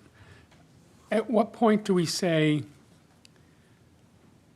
none of this supersedes state law? If state law changes, any hard numbers we put in here are compelled by state law. So if state law changes a number 10 to 50, just because we have 10 in our charter, at what point do we say we don't transcend state law? So, couple of different things. Superseding is a little bit different from complying with laws as they change. To answer the first part of your question, typically what municipalities do is they just cite the state statute as may be amended from time to time. Okay. Or as may be amended. And as far the word supersede, I call that out simply because municipalities do have the authority under their home rule powers of the Massachusetts Constitution. You have the authority to adopt more stringent local bylaws and ordinances than state law in certain respects. You just can't be inconsistent with state law. So there are certain things you can't change at all in state laws, but one good example is with respect to wetlands protection. You can have a local bylaw that in 5 or 6 major areas is more stringent than under the minimum statewide standards of the State Wetlands Protection Act. So the state statute has minimum standards. You can't require anything less than that, but you can require more. You can regulate a buffer zone as opposed to just regulating actual wetland resource areas. You can put additional values and interests of the protected resource areas. And there's many other areas of town in which you can do that, not just land use, not just wetlands, but you can have certain things that are more stringent, unless the state statute says that you can't. And I know some of your recommendations were changing numbers. You can do that in certain things if you want to be, again, more stringent and require more signatories to a petition. Right. In that respect, yes, sometimes you can do that, but you can't be less stringent. You can't change state law and be less stringent. Okay, you're right. I think I asked 2 questions at the same time, or mixed questions. One is, in some cases, I'm looking just to conform to the state law and not presume that if we have a number, it's by intent to be more stringent. But in the example you just brought up, if nomination papers by law take 10 signatures. If we decided that we wanted more, that it should be 25, or more representative, would that be considered more stringent or outside the purview of our You'd abilities? have to look at each statute, and there's several, and I know the town clerk did provide you with a couple of them earlier. There's also, the Secretary of State's office puts out an election guide. Oh, I think I left it over here. So depending on thank you. Thank you. Depending on the position that someone, it's how to run for office in Massachusetts. It's got charts. Depending on the position, whether it's federal, state, or local, that somebody wants to run for, there's a different number of signatures that's required. And there are several different statutes that govern all of those different positions. So you'd have to look at them and just make sure that the state statute doesn't say, this is it, you can't change it locally. And if it doesn't preclude that, then you can change it locally and be more stringent. Okay, later I guess I'll get with you about some recommendations for something new that wasn't part of the review committee, relating to section, chapter 39, section 10, and talking about warrants and signatures to get warrants. So, devil's in the details, and I'll work with you to get the details out. Okay. Thanks. But I guess back to my original comment is, do we need some sort of dunning message in the act that says we follow all state laws as amended? No, that goes without saying, because if you don't follow state laws, you're going to be in trouble. So that's superfluous. You don't need to say it. Very good. I work in an industry that is very medically and legally based, so we have to cover all our tracks. Understood. Thank you. And Madam Chair, if I may. Yes. Just again, to review for the process, this is exactly what we were hoping for tonight, that we'll get a sense of your ideas and the consensus of the board and what you want us to take and keep working on. So what we bring back for you to make final motions on and vote on, we'll have passed legal muster at that time. So we won't put anything in front of you that's not past Kate's eyes. Okay, and then the other one that's maybe a little bit legalese, and I don't mean that in a bad way, is ever since I've been on the board, there's always been a discussion about there's a big difference between the words will, shall, and may.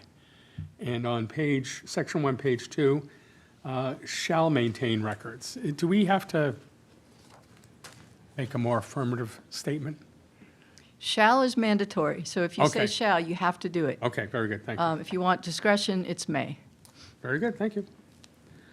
All right, so those are my questions on pages 1 through 4, thank you.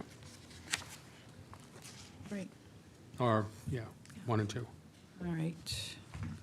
We get That to was section 1. We'll go to section 2. The recommended changes in this section change the number of town meeting members from each precinct to 18 to 15. It includes all of the additional changes that are necessary to facilitate the change. These changes are summarized on pages 6 and 7 of the chart and pages 3 and 5 of the red line document. Note this change is not recommended by legal counsel.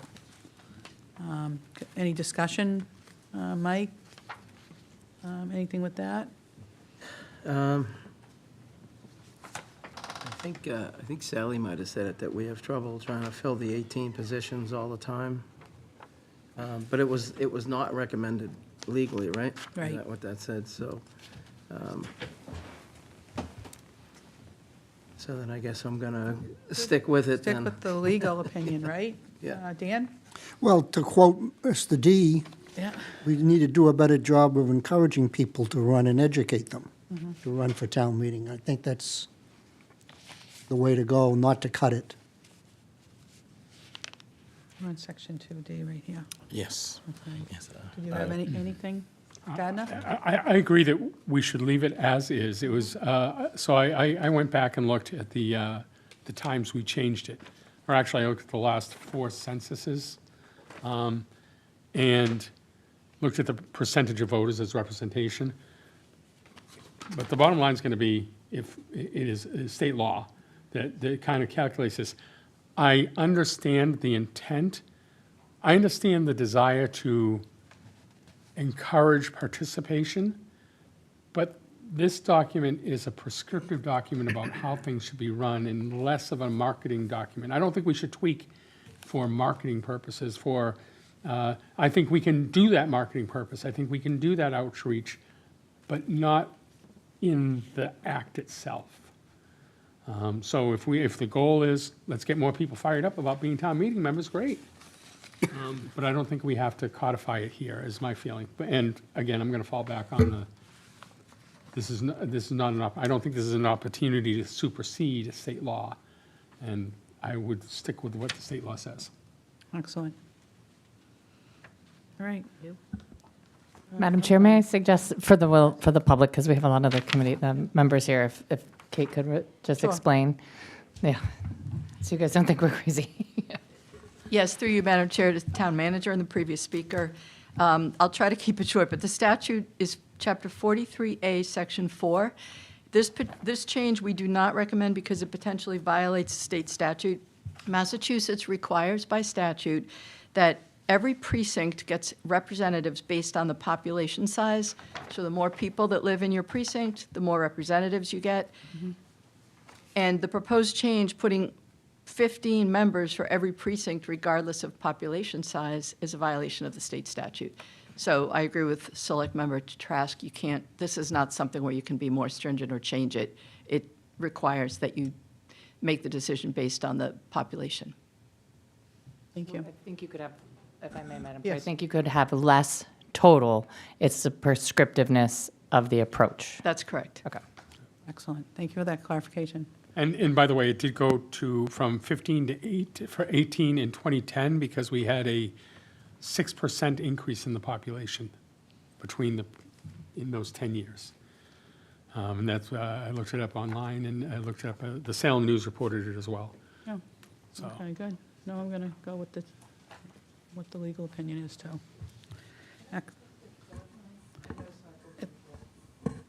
So we could change it to the total number of town meeting members, but we can't say 15 per precinct?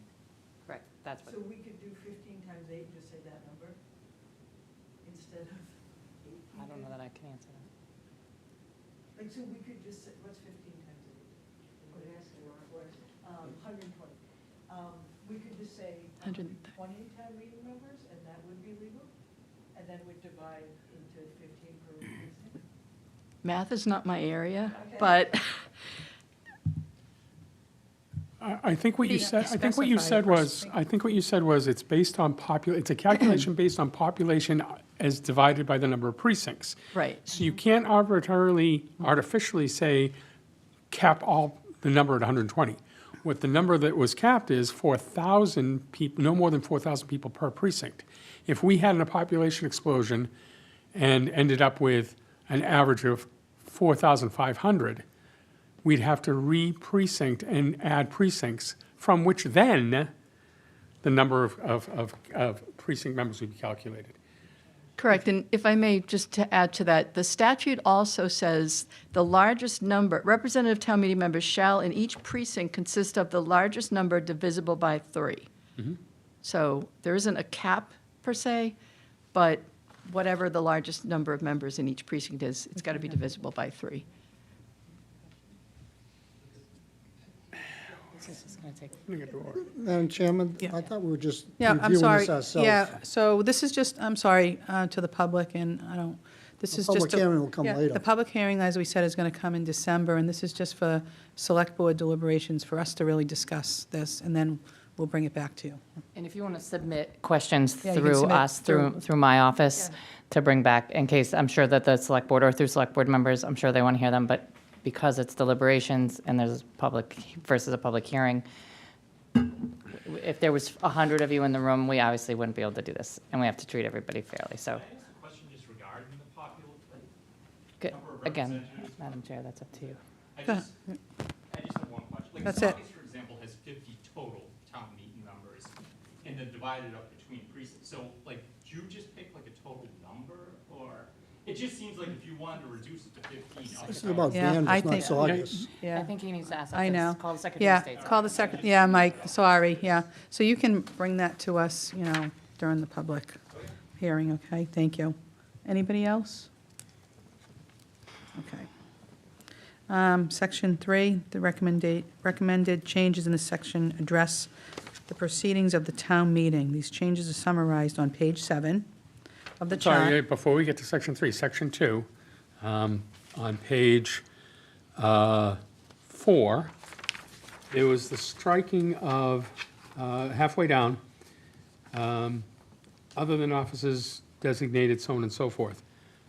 My question is, when I read that and saw the red line, I wonder if it opens up an opportunity for confusion. This is very specific. And by its omission, do we add some ambiguity? So halfway down, where it says, after the red line says 15, registered voters residing in the precinct, other than the officers designated section 3 and town meeting members at large, as provided by the first sentence of the section. And if the answer is no, that's fine. I didn't understand how the removal improved the intent,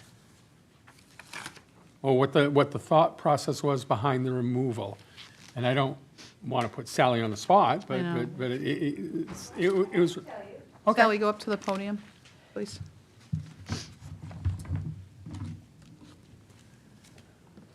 I'm confused which one we. Page 4. My name is Sally Calhoun, town meeting member and the chair of this committee as appointed by the moderator. So what we were trying to do, the phrase that's crossed out, other than the officers designated in section 3 as town meeting members at large, that's the reference to the select board. The select board are town meeting members at large. And we're trying in our work to kind of reinvigorate the concept of town meeting members being voted by their constituents and being at town meeting to represent their particular precinct. On the other hand, the select board are members at large representing the town as a whole. Yep. So that was kind of what's behind all of that. So what we're carving out is the at-large meeting, the at-large members of town meeting. So we're talking about voting Yeah, you're trying to in the streamline. precincts. But you've removed, as opposed to saying, except select board members, Yes. which is the intent, is just to say, so. I didn't know if the removal would add confusion. If the board doesn't think so, fine. I'm cool. Okay, board members, any discussion? What's the will of the board on this section 2? I don't think we're voting. We're not voting. Not voting, no, but I know, it's but I'm just like any consensus. more, Just a sense of just where a you're sense at of where on you're the at. change Yep. number of We're not town voting. meeting Okay. members. Okay, everybody's good? Yep. Okay, so we're going to move on to section 3. I'm sorry. Yeah. So now that we are not changing, or if we're thinking not changing from 18 to 15, do we then keep that language in the? I think the consensus that I heard was, we're not embracing that language. It would revert back to its existing language. Okay, so it's not just the number, but it's everything else That goes with it. that goes with It goes with it. Yeah. Okay, thank you. You're welcome. All right, section 3, the recommended changes in this section address the proceedings of town meeting. The changes are summarized on page 7 of the chart and pages 5 and 6 of the red line document. Want to go to that, Gardner? Yep, You want to section- start? I'll start. I don't mean to always start. Let other That's people all start. right. Page 5.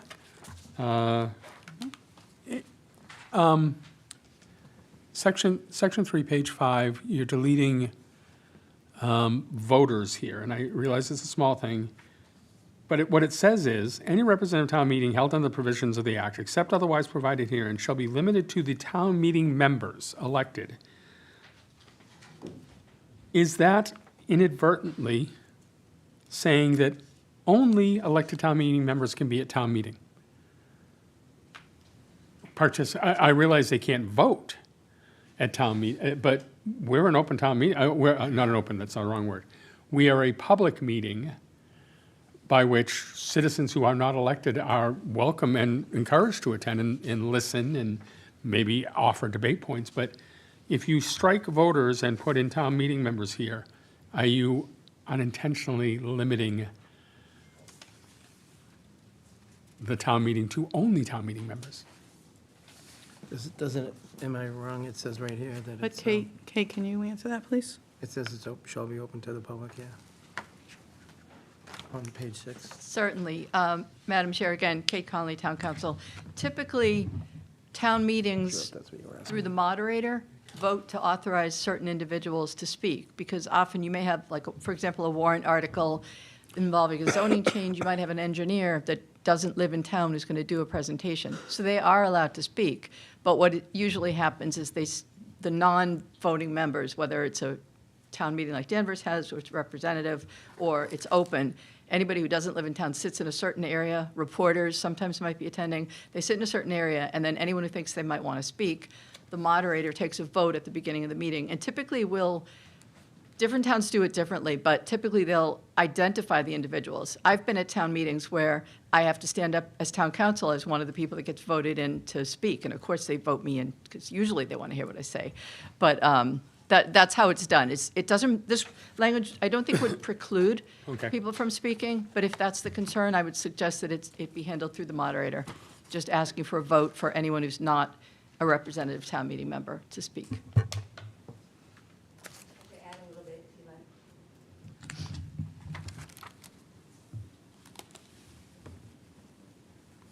What the language originally said, that any representative town meeting held under the provisions of this act, except as otherwise provided herein, shall be limited to the voters elected under Section 2. So it said it's limited to the voters elected under Section 2. The word voter appearing in there to us seemed confusing. So what we're trying to say is it's the elected town meeting members plus the select board designated as at-large. So that wasn't intended to limit who can participate. It is open meeting, and there are rules for the conduct of the town meeting, which allows recognition of non-town meeting members to speak. And please, I hope I didn't infer intent. My concern is unintended consequences. No, I realize that, and that's what I wanted to clarify where our intent was by pointing out what it says currently and what we're proposing to change it to. Great, thanks.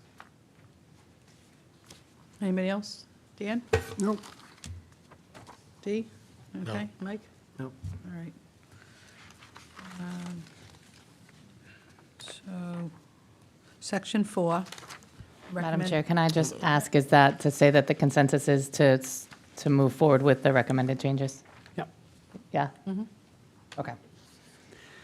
I know this is confusing and new for everyone, so I want to make sure we bring back what you guys are looking for.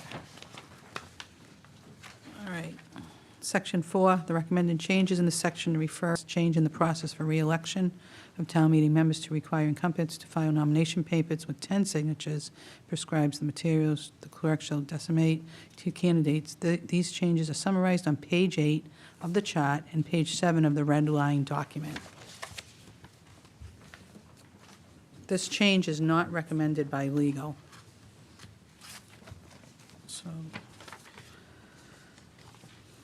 Madam Chair, do you want Kate to get up yeah, and? Kate, could you please get up and explain why it's not recommended? Certainly, Madam Thank Chair. you. This cannot be a requirement because it's inconsistent with the statute. This is another one of those that's governed by statute. You can't change it. It's Chapter 43A, Section 6, which gives current town meeting members 2 options for reelection.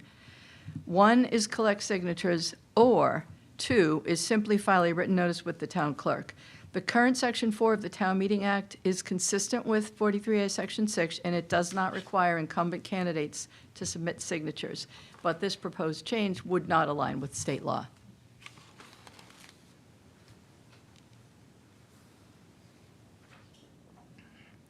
Ergo, we move on. Yeah, any discussion? Not on that one. All right. So that means that we revert back to the original language, or do we, and no more edit on the section, is that correct? Not on the section, on that portion of the section. On the subject of requiring, the committee suggested that incumbents are also compelled to get 10 signatures. It was a recommendation, I actually kind of like it. But if we decide as a consensus that that's not what we're going to put in our warrant article, it reverts back to the way it was. Madam Chair, can we hear Yeah, from? is that, I'm sorry, Sally, I didn't even see, I was looking down. Thank you.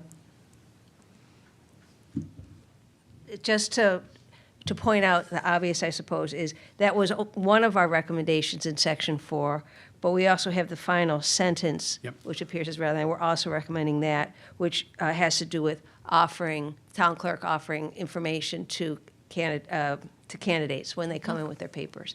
I know that's already done. We wanted to incorporate it into, again, in furtherance of our goal to keep town meeting members as informed and as involved and as active as we could through this document. And that's why when Dee asked, are we reverting the section, I was clear because I do want to talk about that last sentence as was part good. of this. So I think what we were just discussing was the 10, incumbents getting 10 signatures. I'm fine with I'm fine not adopting the recommendation based on the legal issues we may face. Okay, perfect. And then the section that's deleted, we should reinstate that as well prior to Yes, the that final. will come line. back. So that will come back. Yep. Okay. Now you're Thank you. talking about the last sentence. Well, no, Dee was talking about the strikeout where you. The would say- strikeout, Yeah, the just strikeout now should you'll Now come we're back. on the last sentence, and I'd like And to that's discuss what that. we're trying to use with the flow of the chart, but Yeah, let me know if it's not working, because we'll do something Thank different. you. yeah. You good? Good? I'm good till we get to the point of discussing last. All right, yep, do you want to discuss that? I think the last sentence, I agree that we add that. We may just want to add the language there about the people going on for re-election. It says, upon the filing of signed nomination papers, the town clerk shall, so maybe we can say the nomination papers or return of the written notice from the people running for re-elections, because now they're getting reinstated. They don't need to do nomination papers anymore. So we may want to add that into that last. Well, they probably, when they got elected the first time, they turned in their nomination papers, they received it, assuming. It's people now that are running for the first time, they're getting the signatures. So the incumbents they're incumbent, they already received it. So I think it should be moot. What if there's an update? Well, so, for example, if you're an incumbent, you're going to get the budgets, the warrant articles, all of that information by due course of you being currently a elected official. Okay. So those things will happen. So yes, every year, budget changes, ordinance changes, so on and so forth. But the town meeting handbook, unless there's been a revision, or Takes every 30 years. What's next? but I actually take an opposite view. I don't think that this section's warranted, and here's why. A couple of reasons. One is technically, there's some ambiguity written in there. Time to time is not specific. Your time to time might be different than my time to time. Your other information regarding, well, the town clerk may decide these 5 documents are the important ones, but not pass out something else because they didn't think it was relevant. This is a good practice. This is not a prescriptive. The Town Meeting Act is a cake recipe, how you do things. Here's the components, here's how you do it. And if it says, the cake recipe says 2 eggs, it doesn't tell you to beat them lightly or do it this way, do it that way. I think that section right there, to me, is a sound practice that should be adopted, but not codified in a Town Meeting Act that doesn't change every 30 years. Just my thought. I don't think it's, I think we should leave aside sound practices and recommendations and participatory marketing and focus on, these are the rules, here's what we say. That's just my thought on this being a contractual, legally binding document, a legal document. So if nothing else, I think you would have to enumerate what information and enumerate times, specific times, because I think the statement from time to time may be just a bit ambiguous for a legal document. My thoughts. I agree. Agree? Agree I with Gardner. Yeah. I mean, we're trying to Mm-hmm. create some policies or procedures, rather, that make sense, but we can't cover everything. We'd have to have a document, legal document, that we shall do these things. Like get a new town clerk? I don't see that in the document at all.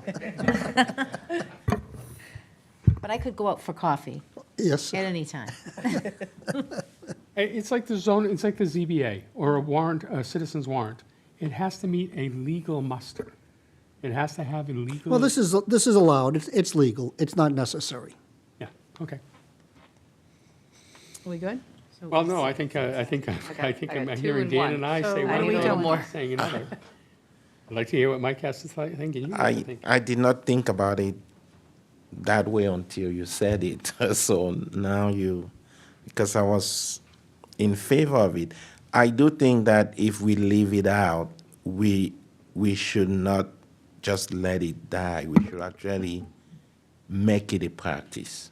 I think The town clerk is responsible to the town manager, will see that all town meeting members will get the necessary documents. yeah, I think Based that upon our direction. if we don't add it in this section, we have to make it a point to make it a practice. But I understand your point about the fact that it's vague. And if you don't mind, just a quick thing. I want the committee to know I really value the work you put into this, and I really value that Sally is able to give us context behind it. I'm not trying to pick apart the work of the committee. I'm trying to say if we're only changing this every 20, and I'm going to go with the 20 years, every 20 years, I think it has to be specific and prescriptive. I agree, yeah. I think the words time to time probably is too vague. Maybe just say that by the first of the year, the town meeting handbook is reviewed and updated if needed, and that part moves along. Are you suggesting it stay with revisions, or my recommendation is omission? I think I heard Dan said similar. I agree with what Gardner stated. So are you saying take it out Yeah. of this? Yes, this it's a document? great. Don't add it. Don't add it. Don't add it, Yeah. okay. But would it be, if it's not in here, is it going to be a policy someplace? Yes. Well, I just said that the town manager, with our direction, will see that all the town meeting members get Okay. what they need through the clerk. But just not necessarily written here. Correct. What's, Madam Yeah, Clerk, would you like to say that's fine. something? The town meeting handbook is available online, so everybody has the option to look at it online. I always have those copies available in my office, and certainly, as people pull papers, I can have them next to the book. It's not really an issue. But the book That's fine. itself isn't updated that often.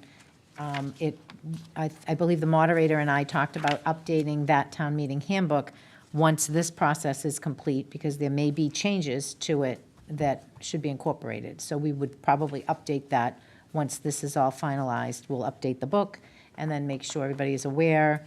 On the town meeting members that are up for reelection and want to use the declaration form, I can certainly add a link to that to say your town meeting handbook can be found on the website at this location.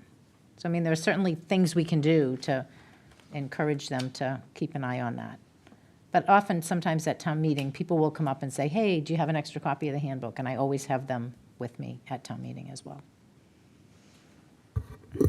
Great. Okay. All right. We'll go to section 6. This section addresses, Sorry, five. it's speeding quite along. Still in section 5, I'm sorry. page 7. Oh, did I not do page 7? Okay. You added the words election and struck the words meeting at the very top of section 5. The articles in the warrant for every town election, so far as they relate, the warrant is decided by town meeting, not by an election. it's not a general election, that unless in this phrase, election is meant election at town meeting. So more clarification. on Well, I'm again, Kate? I, Sally, yeah. Mm-hmm. That's helpful. Mm-hmm. As we grappled with the language, especially of the Town Meeting Act, there were lots of old phrases and lots of words that were used to mean different things through the course of the document. And one was that every now and again, there would be references to a town election. And sometimes the language made it clear there was the language referred to town meeting. Here, what we're trying to say is that all the registered voters of the town have the right to be involved in the election of the moderator, town officers such as the select board, the library board, the school committee, and town meeting members. So the voters of the town, all of the voters of the town, are involved in the election of those positions. yes, I Okay. agree, yeah. And to any other matter that, according to this Town Meeting Act, there can be other matters that are to be acted and determined by ballot. Again, that was another phrase that appeared throughout, and it referred to matters that the whole populace, all registered voters, can vote on, not just town meeting members. So we were trying to maintain that separation. And perhaps the problem with it is the old language referred to articles in the warrant. And that's really, as you say, it's not really what happens. What happens is there's a town election. And at town election, everything that's supposed to be voted on by the registered voters is to be voted on by them. Right. It's only town meeting matters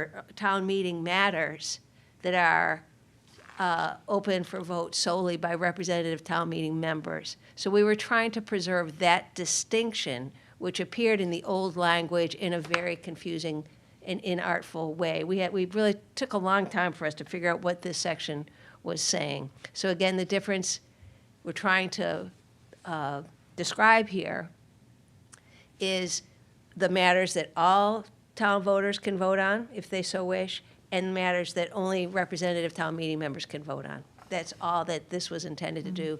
And maybe the clarification is to get rid of that phrase about articles in the warrant for every town election. That's my concern, is the proximity of the words warrant to election. And the reason it was there is because it was in the old language, which we were trying to make more precise. So if we could ask for maybe the town council to help with clarity, Yep. it's Yes. really about the proximity. Kate, please. I didn't mean tonight Well, necessarily. you can draft but- language. If the board feels, sorry, Madam Chair, through you. If the board feels like they want to contemplate that further, we can take that intent of the review committee and bring it back with council and bring you some updated draft language. Great. If that's, Yeah, that's fine. I think that's the best way to go, because I'm reading the actual language of this, and I agree with some of the things that Sally said. But warrant means, as Selectman Trask pointed out, that means town meeting. That's got nothing to do with elections. Also, the moderator is elected at town meeting. Those other positions are elected at the election, and ballot questions go. Well, that's the next section. Except- and that's not true. Except you guys do things a little bit differently, right? Right. In terms of, so, all right, so We just gotta then that fix it. part's correct. It's just, and I know what they're trying to do here, and they're correct to say these warrant articles related to the election of these positions are for the election, not for the town meeting. But Right. then it goes into talking about provided referenda and all matters to be acted upon and determined by ballot. So I think it's this section is confusing two So we things, can and I work think on that that. we need a little bit of time to maybe separate out the warrant articles that relate to the election, and then ballot questions that relate to other election items, such as referendum questions and other elected positions. Great. Thank you. Anything else, Gardner? No, that's it for section 5. Sorry, Okay. I'm sorry, I was very No, that's fine. methodical about Yeah. going through this. Everybody good with 5 so far? Dan? Yep. Dee? Mike? Okay. So we'll go to section 6. This section addresses the election of the moderator. and moderator pro tempore. And I have a question on Yeah, me t- section 6. me The too. moderator shall be elected by ballot at each annual town meeting. Does that not mean should be town election? And that's what we were just talking about, I Right, think. because our moderator's on the ballot. It's an election. It's not done at the meeting. Right. So that should be changed. Right. So I'll add that to our list with Kate. And, yeah. That will take up the things, the whole thing might need to be reviewed. Yeah. I think so, including the filling of the position in the event of, the town moderator wins the lottery and moves to Jamaica. Here, it says, A, the town moderator is voted at the town meeting, and B, it is the town meeting that fills the vacancy. I have a question. What about if we had a vacancy, say that it did happen and she moved, what if we could either have the clerk or a FinCom member? Or either have a new election, depending on the timing. Right. But the town meeting body shall elect a temporary member to be moderator. Right. And history has done that, shown that. Yep. And I'd be fine with that. Yeah. I'd be fine with that. And we wouldn't have, that person would be elected at town meeting to serve the remaining term of the current person Or that meeting. for that meeting. Well, Right. you could have another special meeting. Well, that's a discussion Well, point. that's a discussion, right? Yeah. What if we're at the annual town meeting, and happy for Pat that she won the lottery, and she moves on. I wonder if state law might kick in there with some Yeah, recommendation. So town meeting elects, Fred Temporary. for that Temporary, meeting. temporary. Does Fred serve the entire term, or because we may have another special town meeting again? Or at each town meeting, the vacancy is refilled? I would presume that if we elect Fred, Fred stays until the next general election. Well, you're going to elect somebody that's a current town meeting member, not necessarily make them the permanent. Well, she's not a town meeting member. Right, no, but you wouldn't make them the permanent moderator, you'd have an election, I would think. The next general election, just like Right. Maureen's on the board because we had a vacancy and we all decided as select board members, please, can you serve? She did, until the next election, independent of the fact that it was a 3-year term. So Well, I I'm going think to ask that the manager and the attorney look at section 6 and Yeah, come back to us. I'm not comfortable with the way it's written. Because I don't know the state law on this.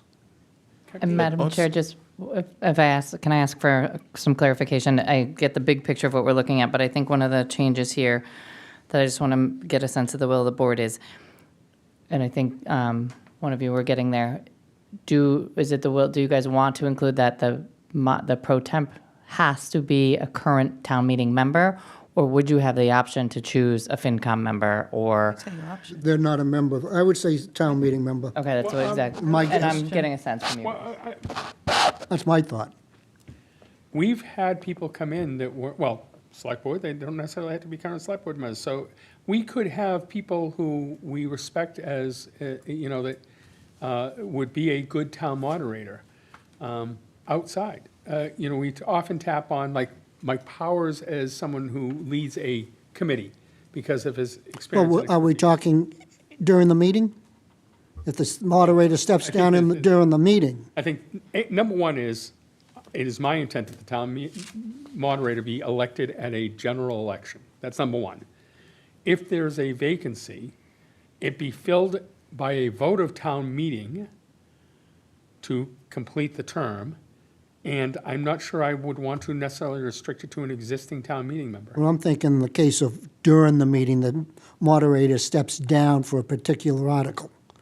Who's going to be the moderator? The members will pick one of their own Town meeting temporarily member to Would we fill do in. that, or would we do what we do now? For example, the town clerk serves as a pro tem when we come to electing our chair. The chair is not there, so steps in and does the administration of the vote. If the town moderator, today, the town clerk, have we ever had a town moderator step away for In article, conflict? yes. Not that I'm aware of. There was just, Before. Peter Zook stepped down and Selectman McKenna was voted by town meeting members to serve that as moderator for that particular article.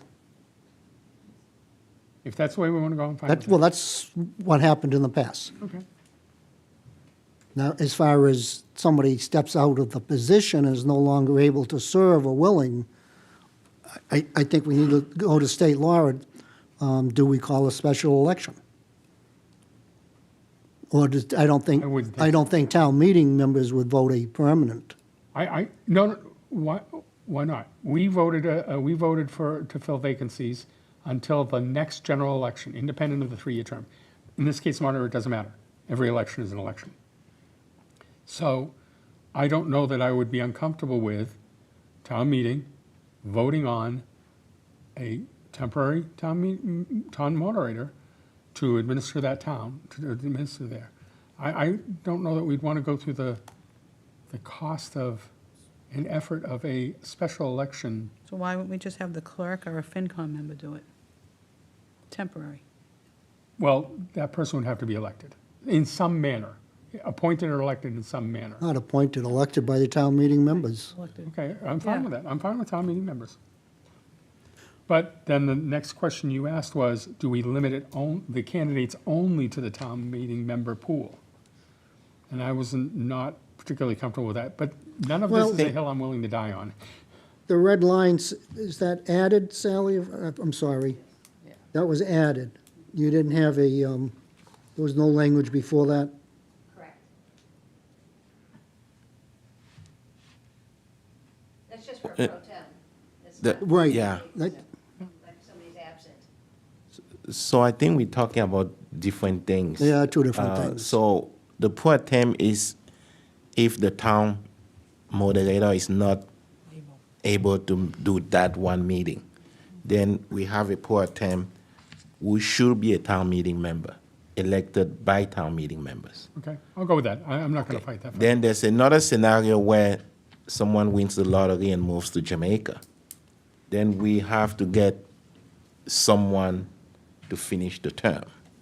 That is where you're saying it could be someone that's not a town meeting member, but it has to be elected by town meeting member.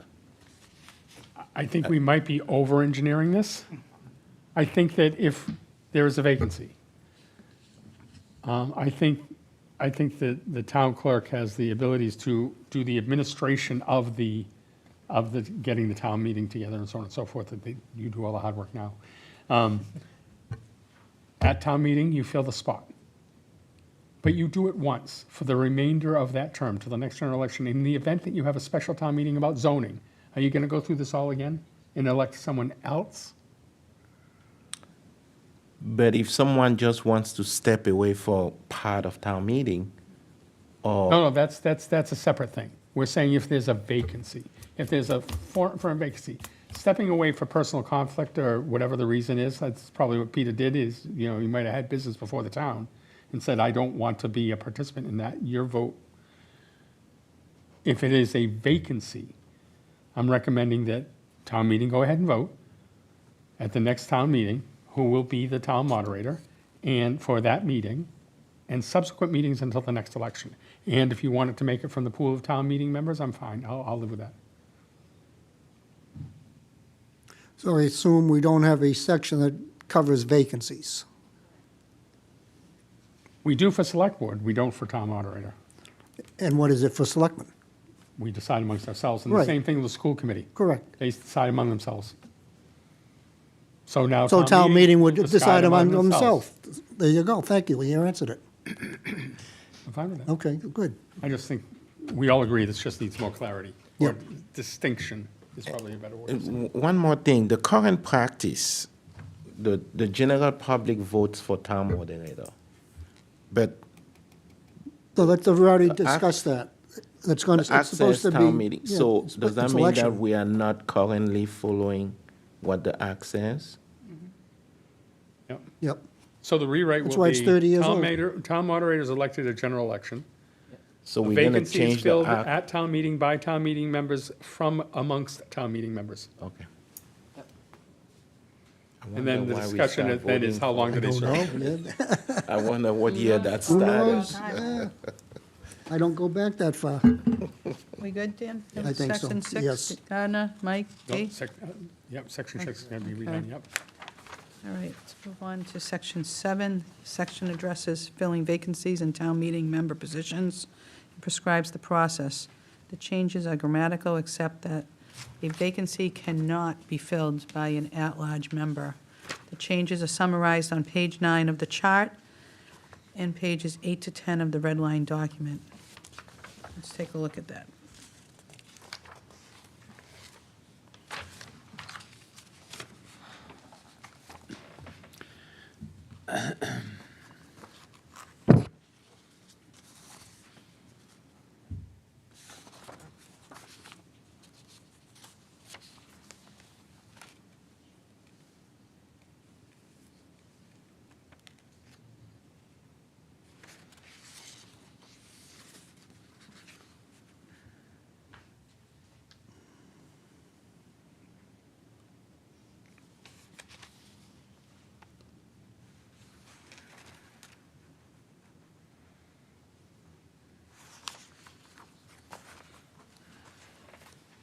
I've got no changes to section 7 at all. No, what do you Agree with think? all of it. Dan?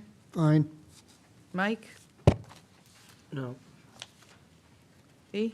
No, no change. It is just a little typo there, vacancy. Yeah, we'll get all those. Yeah. All right, so no changes to Section 7. So all recommendations. All right, and then Section 8, the recommended changes in this section are grammatical. They are summarized on page 9 of the chart and pages 10 through 11 of the red line document. Let's take a look at Section 8. I didn't. This might seem like minute, but I've had situations where this was a problem. We may want to add the Eastern Specific Time on the times. I don't know if, like throughout the document, it says 10 a.m., but 10 a.m. here might be like the time zone, just for clarity. I'll ask. 8 p.m., unless there's some legal reasons why it will be a problem, I'll recommend that we clarify.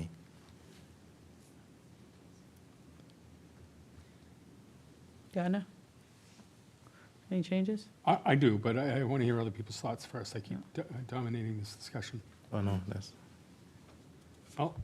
So in section 8, there's a couple of things. One, earlier I asked town council about the adherence or the relationship to state law. MGL section 43A has similar language, but it says 7 days. It says, it has some other prescriptive dates, because I can actually hear probably the deliberation the committee had is, sometimes it says 5 days, and sometimes it says 5 days excluding Saturdays and Sundays and federal holidays, and sometimes, even in this section, there's inconsistencies on the number, but that the number is different than the state law. So that's one thing. It's federal holidays, or business 5 days, or do you say 5 business days? Because if this passes on a Tuesday and you want to go for a recall, you've only got 3 days to get the number of signatures to submit it by Friday. You lose those days. I'm just saying, I think we would ask town council to help with a consistent language that considers holidays, weekends, so on and so forth, in this section. And then the special election should be, I think we need to add a section that says a special election should be held within 30 days or 60 days, whatever number I think works. But we have laws, the town clerk has to do a ton of work. We got to get ballots printed. We have to put public notices out. We have to have, depending on the election, we have to have the same process of select board meets, talks about it, public hearings, FinCom meets, talks about it, public hearings, without providing some sort of number. Can someone say, you didn't do it fast enough? I petitioned for a recall for a reason, you didn't do it fast enough. Do we need to set some sort of time boundaries that work with the legalities of running a town meeting, a special election. Special election, okay. You left Special that election. one. Okay, that's what I thought you started with. Yep. And then at the very end of that, if there is a special election that's asked for and all the checkboxes match, I actually have a question for the town clerk, which is to say, when you submit the votes of town meeting, do you have to wait till all of these are cleared, or can you say Articles 1 through 25 passed or didn't pass, whatever, I'm sending them on to the AG. We're holding this one in abeyance until we resolve our special election. Can you carve out and not submit something, or do you have to submit it, the entire warrant as a whole? Off the top of my head, I would say you could submit some of them and not all of them, Great, that's what I'm hoping. as far as I know, Okay. to the best of my knowledge. Because that's what I would want. That If would someone make calls for a sense. special, if 24 of the 25 warrants passed, Mm-hmm. let them move through the process. Let them go to the AG and follow that timeline. And if we have one for a special election, it's the one that's held off, I get it. And it's not submitted until after the special election determines whether it should or not. That makes sense. Okay. So if I could ask, through you, the town manager, town council, to kind of make common language regarding the number of days. Yep. And to consider if there should be a timestamp on the special election, and whether we should just confirm that we can submit everything but the articles under special election so that the work of the town can move forward. Thanks. I'm glad the meetings are recorded. I pity you having to go back through Kate, this. we got a lot of work to do. Yeah.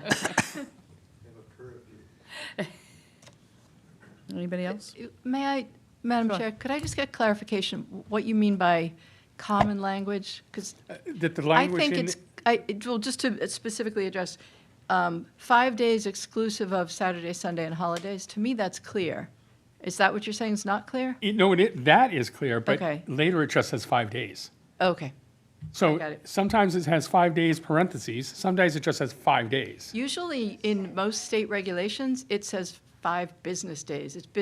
I do a lot of litigation, and that's always key. Is it business days or calendar days? So that's all So if you can say. find a common term Yeah. that remains common throughout, that's the intent. Because in section 43A, section 10 describes if within 7 days a petition signed by no less than. Yep. So they said 7 days. I have no desire to wordsmith what you say, as long as it's consistent with state law and consistent within the language here. Yep, got it. Thank you. So it's yes in general, but work on it. Yeah. Thanks. And I'm sorry, I know I'm being nitpicky, but this is a document that may live for 30 more years. 20. 20 years, 20, right? 20, it's going to be 20.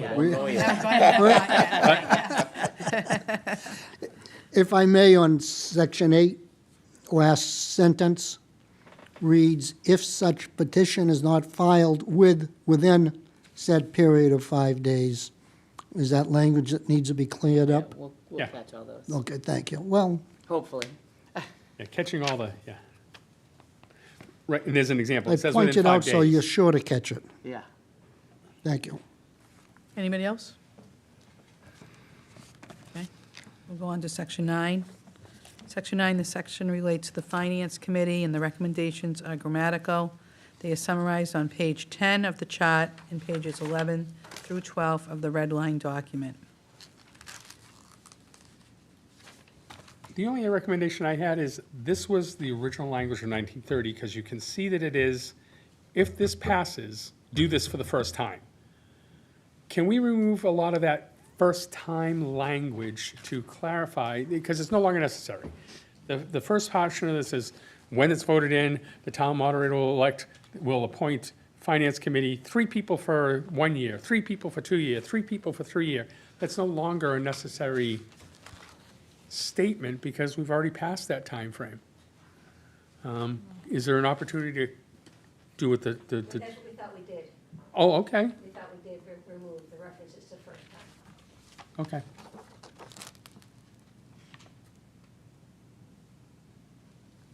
Okay. Anybody comfortable else? Dan? Nope, it's fine. Mike? I had a thought. Yeah. Is it possible to have one of the FinCom seats voted in by the public? This committee did not review the Finance Committee. They're not bringing any recommendations to us. Okay. So this isn't a good time to speak at that? I'm not leading, it's up to the chair. Yeah, no, you can. What are you thinking, Mike? Well, just to give the voters a little, grab on that, Trouble with this direction, I would argue if you're going to elect 3 or more. Right. I mean, the whole thing with the Finance Committee could be looked at and discussed. But it wasn't, and I don't think that, do we want to go down that road and create a new document? I just, yeah, I think it's a good idea. People have more say, I guess.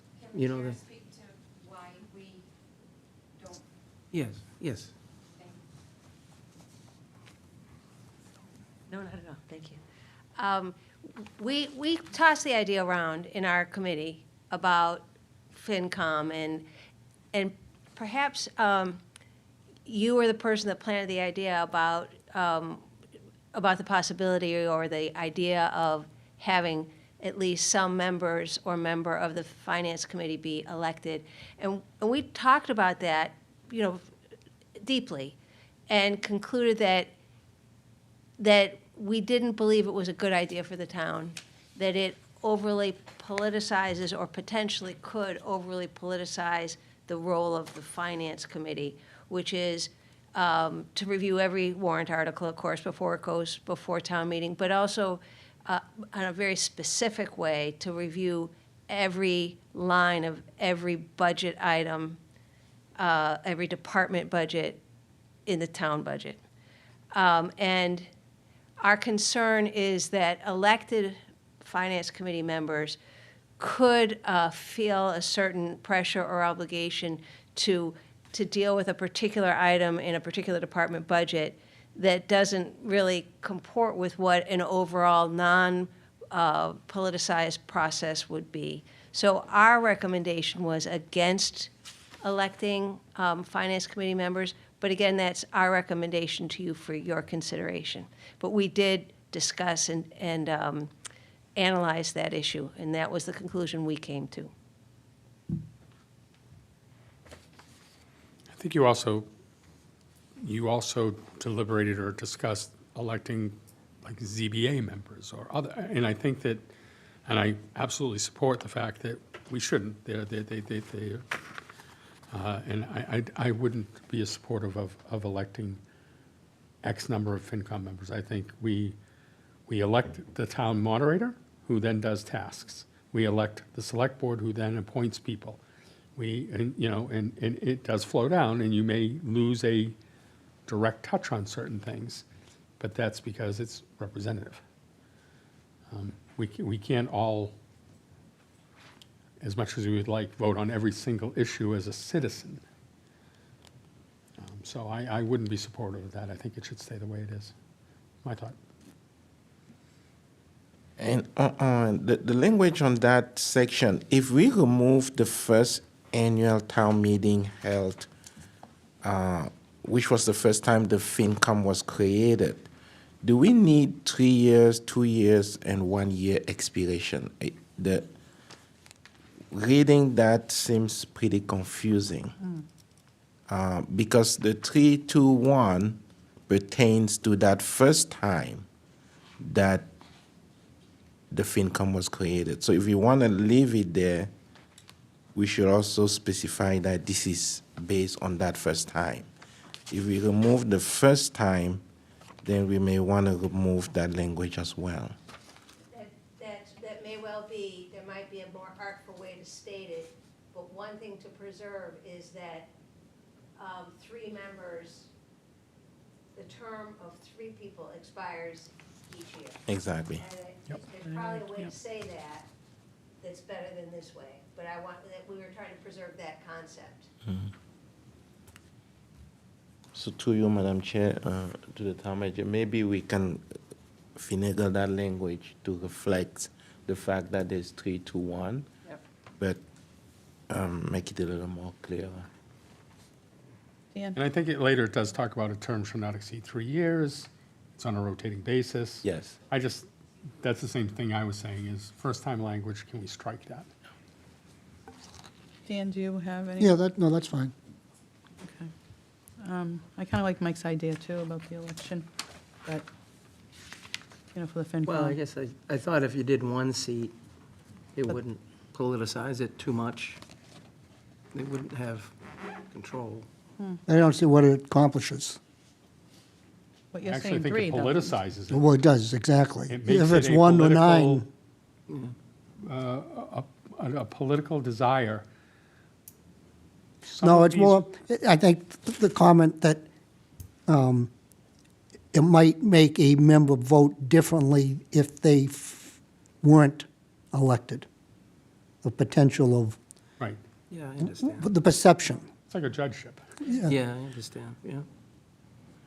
When you deliver it that way, yeah. Another concept wrapped into this idea is that if the moderator is appointing all the members of the finance committee, the moderator can make sure the committee is balanced in whatever way the moderator feels is best. So for instance, there could be a couple of accountants, maybe a couple of attorneys, maybe a couple of tax-related people. I mean, by being able to select the members of the finance committee, the moderator can balance the backgrounds, the credentials, the skills, the knowledge of the people on there. Because no one person can know everything that's needed to be a finance committee member. The moderator can mix it up as he or she feels best. That's another reason for it, for the appointment. Are we good? Yeah, With thank you. Section 9? Okay, Madam Chairman, I'm taking a quick break. sure. Okay, let's, everybody take, 3-minute break? That sound good? Set the buzzer.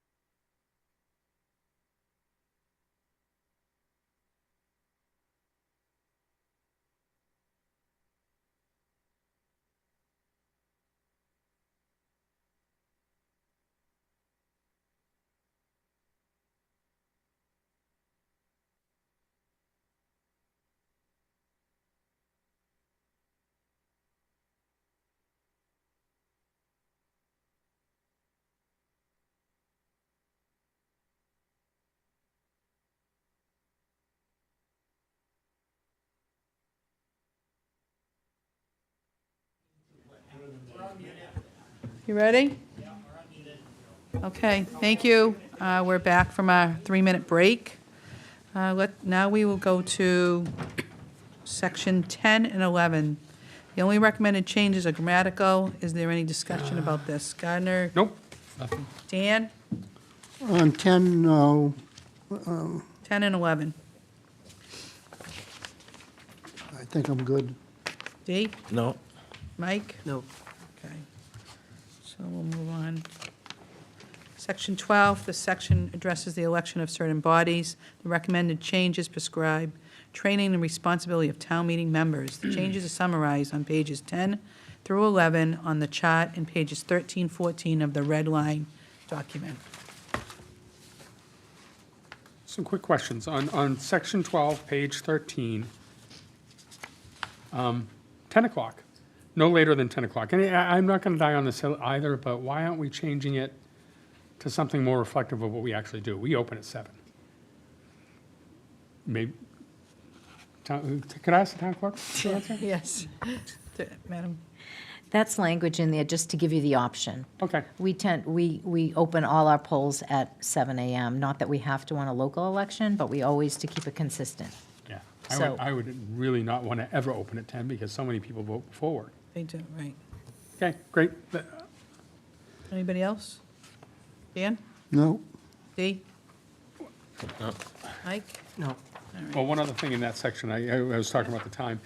On page 14, again, I think the added text is sound and solid practice. We should make part of ask the town manager to have the town clerk do it.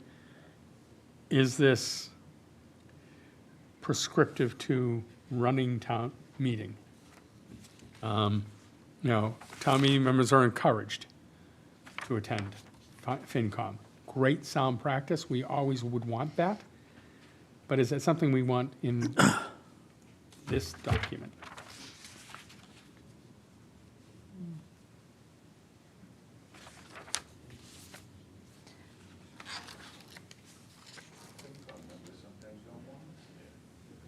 Do you want to, Madam Clerk? Oh, Please. thank you.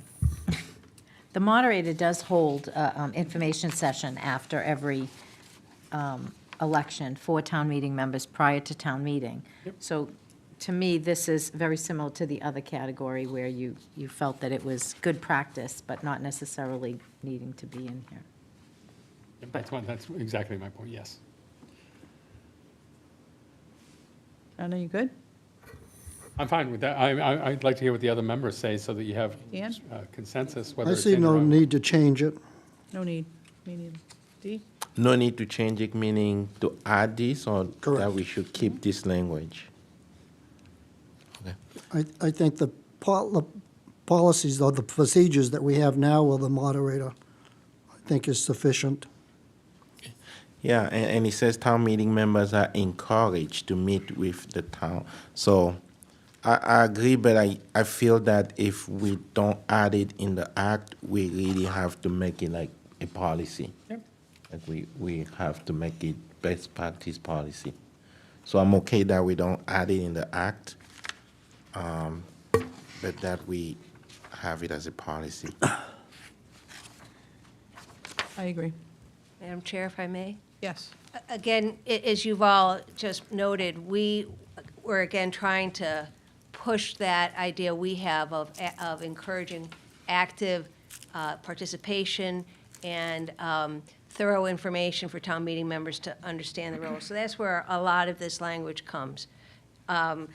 One thing that currently the moderator does have a session after an election before the next town meeting. It's typically only new town meeting members are invited, and maybe that's sufficient.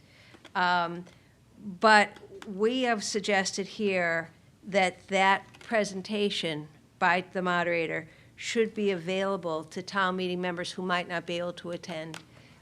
In my limited recollection, being an old woman, is they're always during work hours, and I was never able to attend one of those classes because of my work schedule at the time. So I guess that's something I'd really like to advocate for, is to have that meeting be something that is available electronically for somebody to be able to view outside of the time frame that the moderator makes a physical presentation.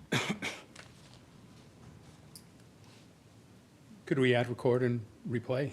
Yeah. To Well, I the think, policy if I may, recommendation? Madam Chair, this reminds me of like the safety video that the police chief was talking about the other day. Like we should consider the moderator doing an actual, do the presentation as a video that can be played at any time, is what I think we're getting at, is to meet people's schedules. There is something to be said about the interaction, the question and answer, which we can't, is different, but we can certainly look at ways. I think that's great. Dan? Okay. Dee? Yes. Okay. Gardner, anything more? For that section, I'm all set. Okay, Mike? I'm good, yeah. Policy, that's good. Section 13, the recommendations in the section of grammatical. That's a small. Oh, good. Do we want, what do we want to do about section 13? Any changes? I think you voted them all. I think we're fine, right? Yep. Dan, everybody?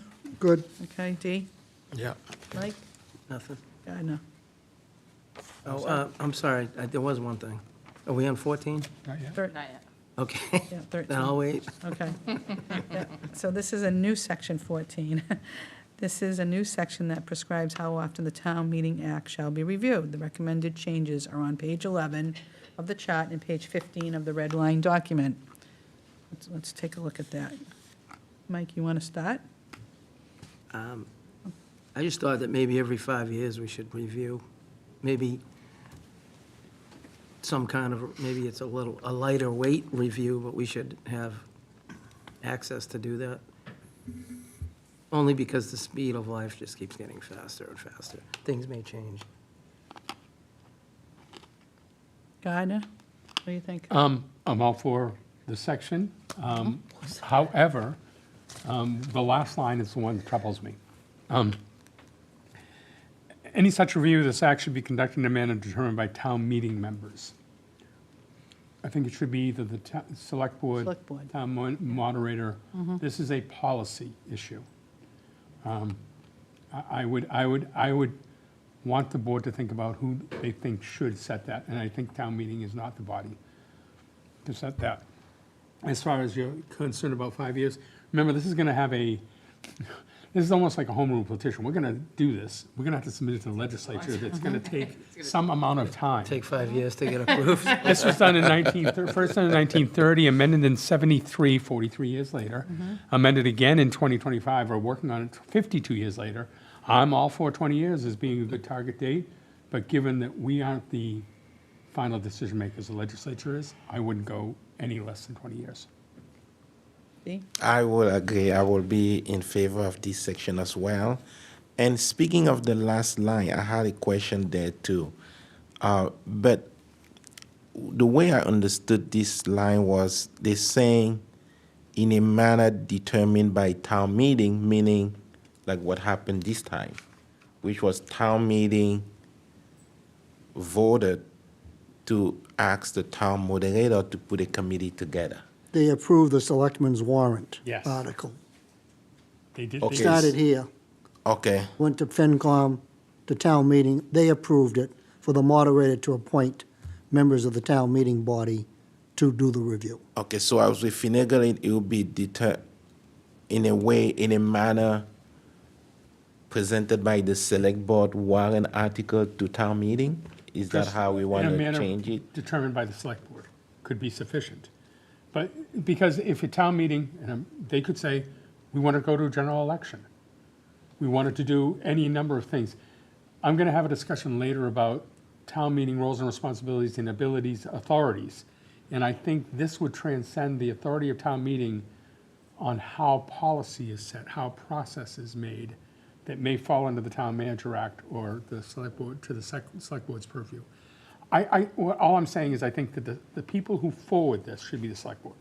Yes, but if we just leave it as the select board, does that mean we could have decided to form this commission Yep. and not bring it to town meeting and review the act? Will that be?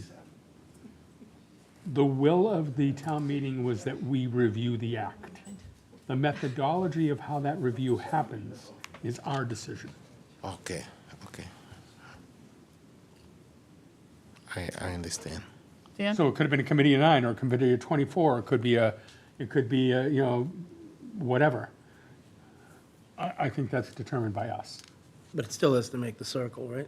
It's still gonna be approved by FinCom and town meetings. Oh, yeah. So it Well, still has to make that's the what we circle. decided, because Yeah. it'll become a warrant article, which becoming a warrant article describes certain procedure. Yes. Okay.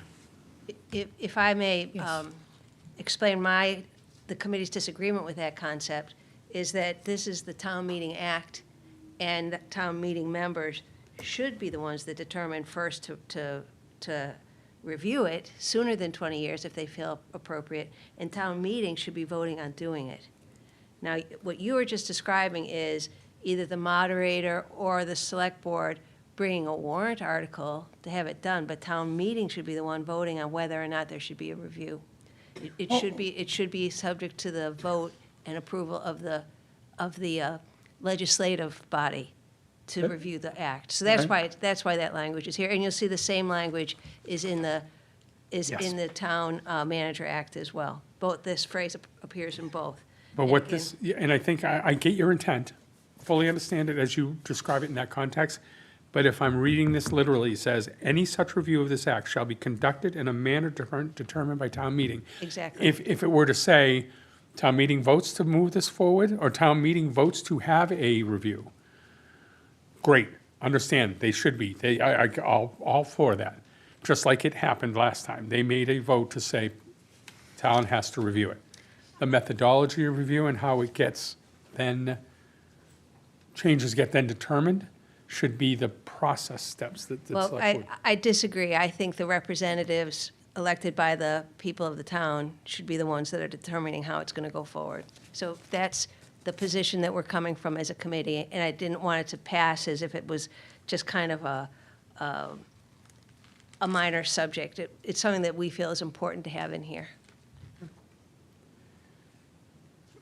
A point of information, Madam Chair. Yes. Once we agree on the language, how do we move this forwards? Do we move it forward as a separate warrant article for the 20 years? Because it's being added to the Town Manager Act, or are we just encompassing it within the whole document? If I may, Madam Yes. Chair. So that's one of the recommendations we're going to come back to you with when Town Council has a chance to play with all of these, is say, and that'll be the board's decision, are you going to move the whole document, including the changes forward, as one article? Are you going to take out certain pieces like that are new to be discussed separately at town meeting?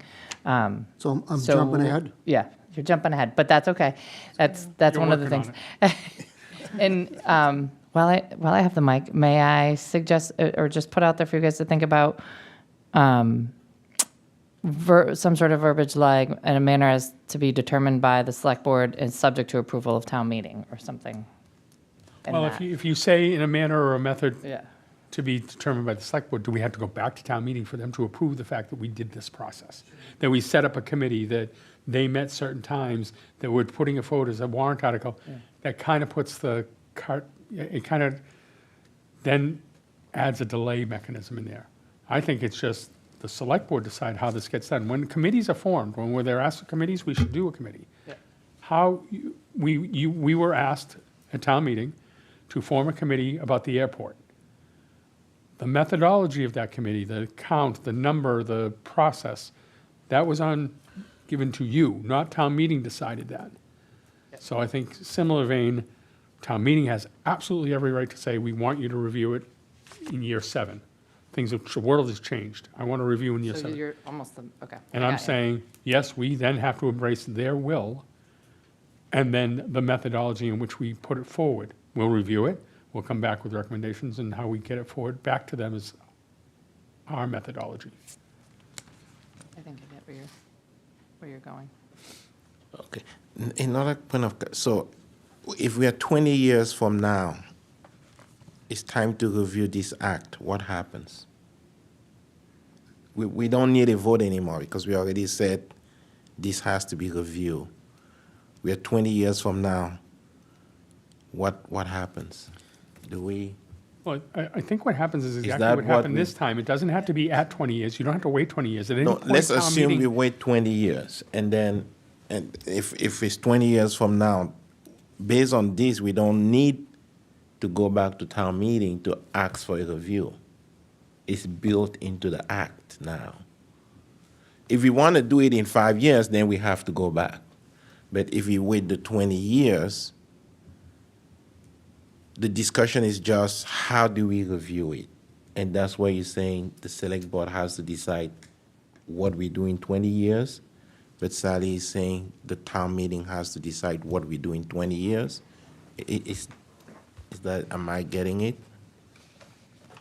So my question is, when does 20 years start? From The last today? adoption. Or when Last the adoption. legislature approves it some 2 years from now? And I think the act should say may be reviewed, not shall be. Right, I think we need to open for the town meeting the ability to ask for this at any point in time. Right? May be reviewed within 20 years or something. Within, yeah, within. Kate, what about the legality of that? Like, when does it start? It's not really a legal question, it's just a policy question Yeah. of how you want to handle it. And as far as when it starts, I mean, you could choose from the vote of the selectmen on this round, or you could make it the vote of the legislature. Or the vote of the town meeting when they adopt it. Yeah. Right, that That would be makes good, Dan, sense. yeah. It's legal however you do it, as long as, whenever it is reviewed again, it's done under proper procedures like it's being done this time. But I'm against the word shall in here. May, within 20 years. May be conducted, yeah. Is that the consensus? Yeah, Yes. I agree with that, yeah. Do you think so, But, Jay? but then if we do May, then that triggers another problem. That's not automatic. So that means that we're going back to, it's not just about how we review it, it's about 20 years from now, do we even review it at all? So process-wide, we will have to. Whoever's here in 20 years will make that decision. We're giving them the opportunity. And I think the intent is, and if I don't get the intent right, I think the intent is to put it in the hands of town meeting to decide when we have the review. Right now, there's nothing that says they can compel us to do this. So by putting it in their hands and saying, yes, in 7 years, the world has changed enough that we think we should review this again, anybody in town meeting can do a citizen's petition, citizen can do a citizen's petition. If town meeting embraces that, they hand it over to us. I don't think it's incumbent upon us to force a review every 20 years. That's not what this is saying. It's saying, give them the option and let them, and be happy for them to take it. And if they do take the option, we have to respond. And I think the reason for this to begin with is because we waited so long to review it. Yes. That we should have done it sooner. Right, someone put our feet to the fire. For many years, we kicked the can, and someone said, let's stop kicking the can. The last time it was reviewed was 50 years ago. Right. So long. Yeah. That's the last time it was amended. It was amended in '73. I'm sure they reviewed it a couple of years ahead of Yeah, that, they too. did in the 90s. No, it was reviewed in 1973. Yeah. You might be thinking of the Town Manager Act. Okay. That's more current. Oh, thank you. Yep. All right, are we good? I think I have All it right. ready. All right. We're almost there, team. Section 14, not the new one, this is the additional one. The section prescribes the process for changing the Town Meeting Act. The recommended changes are procedural. The changes can be found on page 11 and 12 of the chart and pages 15 and 16 of the red line version.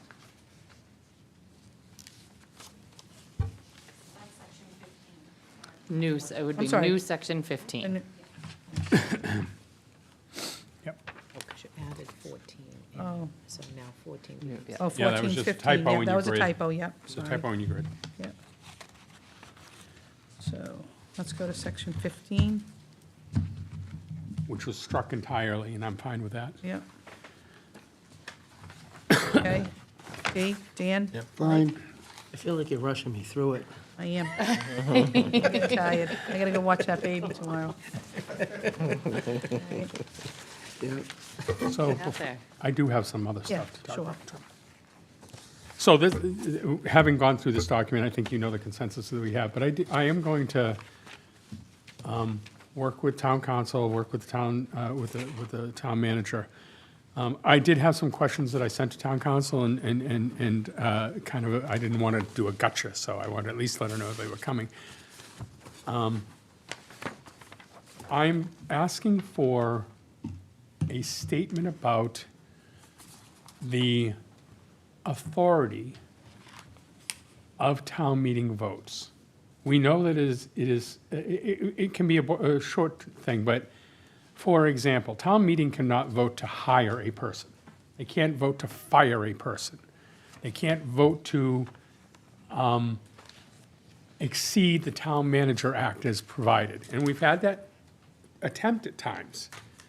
I would like a declaration, and when we talk about policy and what do we notify new members about, what it is we're allowed to vote and what we're not allowed to vote. Which then will lead to my second subject, but there are times that things come up that, especially in citizens petitions, that they are determined to be illegal with respect to the Town Manager Act or the Town Meeting Act. Town meeting can't supersede the Town Manager Act. They can't just do away with some other legislative thing or do away with a zoning bylaw that's already been passed. So I'm looking for kind of at some point, the framework of what is allowed and what isn't, and it's in the context of citizens petitions. I'm going to pursue the conversation we had earlier about what supersedes or what, and I might not be using the right legal terms, but at what point you can transcend state law and what point you can't. I am of the feeling that citizens petitions are absolutely imperative. I am not of the opinion that 10 signatures should get you there. I think that it has to have a higher threshold, especially when you're trying to reverse the will of and vote of a town meeting. That to me is a backdoor recall.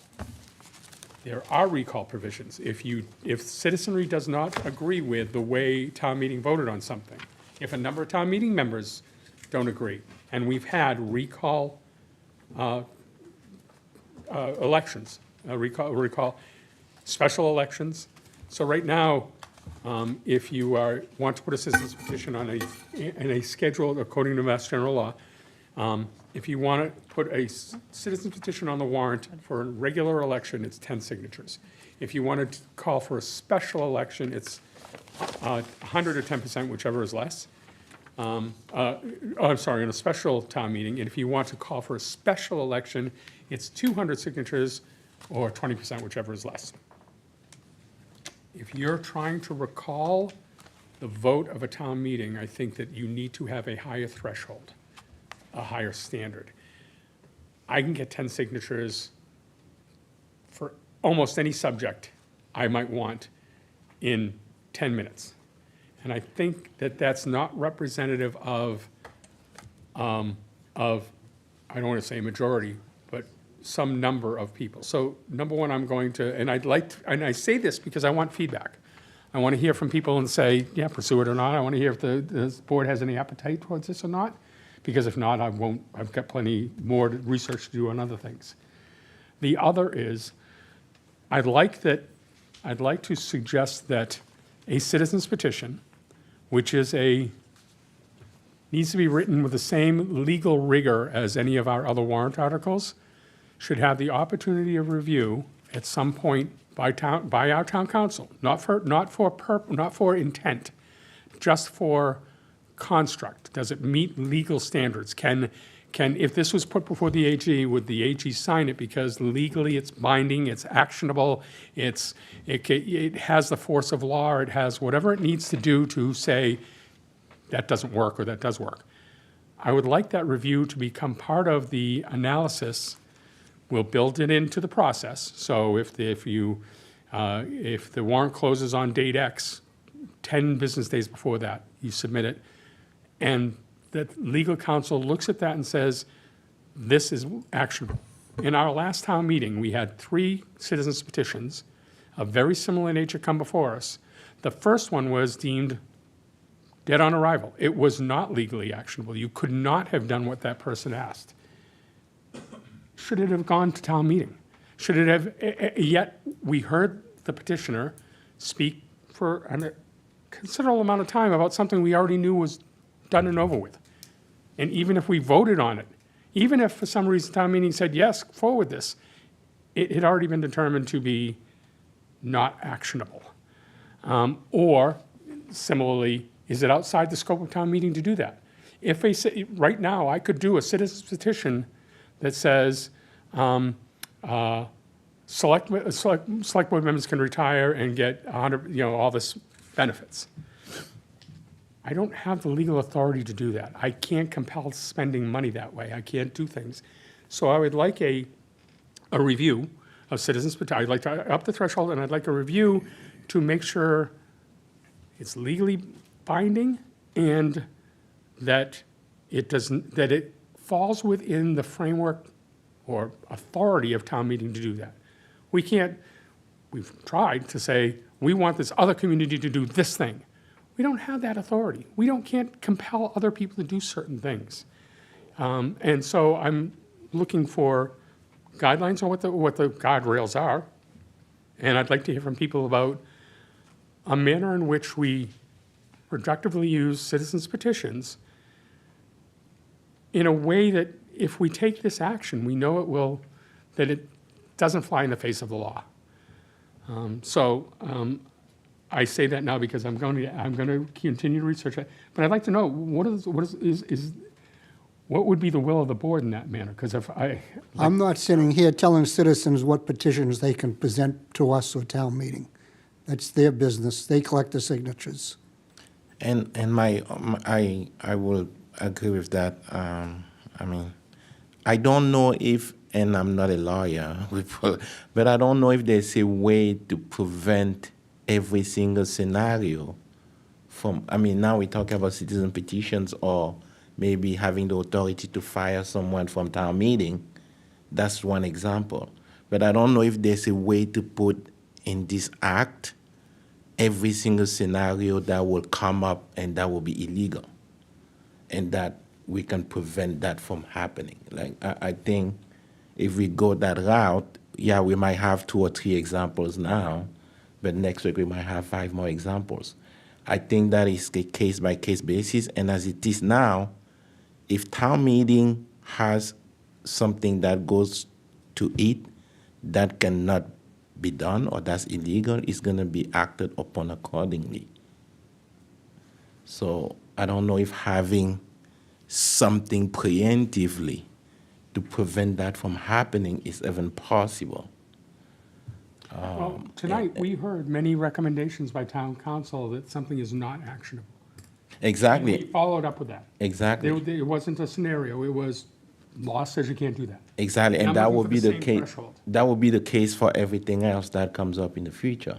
Because if we say 50 signatures and now we end up being a population of 40,000, do we say we're now going to go to 60 signatures? So, we can build that slide. If citizen wants to bring up something, we acted upon one request. Sometimes there's only one citizen that brings up an issue, and that makes us take some actions. So if someone can have 10, if it's illegal, that's a different issue. But as long as any resident who brings up an issue, we should take it into account and act upon accordingly. Let's have Kate. Yes, I'm in on Madam that. Chair, through you to the previous speakers. Yes. Chapter 39, Section 10 governs petition warrant articles. You have to put them on the warrant without making any changes whatsoever, unless you can get the petitioners to all agree to make changes. So that's one of the statutes that Board of Selectmen cannot make changes to how many people have to sign it. However, in all the municipalities that I've represented over my several decades of doing municipal law, oftentimes the selectmen will send me a warrant article that's been petitioned just to say, is this legal at all? And I don't opine on them unless I'm asked to. A lot of times they don't ask me to. They just let the petitioner speak, and if they don't have an attorney and they didn't do it right, it fails. Or if it passes by some strange, even though it's not done legally, the Attorney General has to approve all warrant articles that are passed, so it won't get past the AG. But a lot of times, select boards want me to look at it just to save the time, so that the moderator can ask me at town meeting, is this legal? And I can stand up and say, no, it's not, unless they, and I take my direction from you. So if you want me to say how it can be legal, I can do that. If you want me to just say, no, it's not legal, I can do that, just to help with the efficiency at town meeting, that we're not talking about something that can't happen anyway. Well, But you that's do the point. have to put. Yeah, that's the point I'm trying to make, is if something is determined to be, if we do ask you, and it's determined, no, you can't, MGL law, XYZ says, no, you can't do this. Do we then have to entertain a full debate on the subject? It's exactly that point that I'm trying to make, is that whether it's legal as far as Mass General law, or it's legal as far as with respect to the Town Meeting Act or Town Manager Act or what other act. I don't think we have to entertain a full debate. I mean, we could glance on it and move on, but I don't know if we can preemptively prevent that from happening. Nor should Well, we. if I may, Madam Chair. No, and I'm not suggesting that. You have to put it on the warrant. Yes. You Yeah. can't stop the debate. Exactly. You're correct. You have to put it on.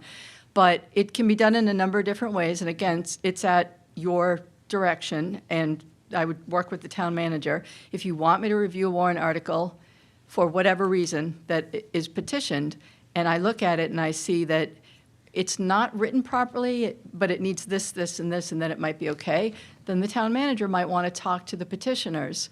If they all agree to make the changes and they all sign it again, then they can put a legal article on the warrant. Oftentimes, towns don't want to spend their legal budget helping the petitioners and want the petitioners, get your own attorney and Yeah. figure out how to do it correctly. But you can't, unfortunately, you can't not put it on the warrant, and you can't change it without all the petitioners agreeing. And if it's on the warrant, there can be debate at town meeting. But again, that's when oftentimes I'll be asked by the moderator, because maybe the select board or the town manager told the moderator, ask town council if it's legal. I stand up, I say, no, it's not, and here's why. And then usually somebody makes a quick motion to defeat it, or, it's voted without much further debate, and then we move on. And that's where so I want to be clear. I never want to stop a citizen from filing a petition. Everything that comes to us has to get on the warrant, with or without our recommendation. My statement was I would like a review of those and have a statement or a finding that, just like you did here in these other documents, it's allowed, or it's not allowed by Mass General Law X, Y, and Z. And then we can use that as a methodology to try to be efficient in our deliberations. And if you all vote to do that, I'm happy to review them. Okay. But you also mentioned something else that I had another question on. I go out, I get 10 signatures that say, I'm going to outlaw ferrets. We don't like ferrets in this town, I'm going to outlaw ferrets. And 10 people signed it, they're notarized, they're all set, we're moving forward. If I get on town meeting floor, do I have the ability to amend that and say, not just ferrets, snakes too? Because the 10 people who signed it to put it there may have different feelings about snakes. That's the scope of the article question, and it's up to the moderator. But if the moderator asked me, I would say that's not within the scope of the article, because it was ferrets, not whatever else you just said, snakes or snakes. something. Yeah, no. But again, it's a moderator's call, but it's got to be within the scope of the article. Somebody can't just amend something to make it completely different. Okay, thank you. I'm glad for that clarity too. Okay, all right. I started out by asking the board, I agree. I'm hearing no, 10 is still the threshold, fine. And I've never suggested not putting on the warrant. But would we want to have a review of citizens' petitions by legal counsel, not to work it, not to fix it, not to change the intent in any manner, but to make sure that it can be signed legally? Or do we have to ask them individually? I think if you're going to do a review, I think then you have to give the reasons to the petitioner. Just like here, in this document, it said, not recommended, MGL XYZ says no. I think that's, and then they can decide what they're gonna do, if they're gonna revise it, they're gonna reapply it, whatever it is. Yep. I'm just looking for a simple review that says agree, actionable or not actionable, and the reason why. Now, are you looking for that to be added in the act that we're working on, or this is just Or it could be policy. I'm a asking. policy right. general after this? Yep, but in, this act talks about warrants.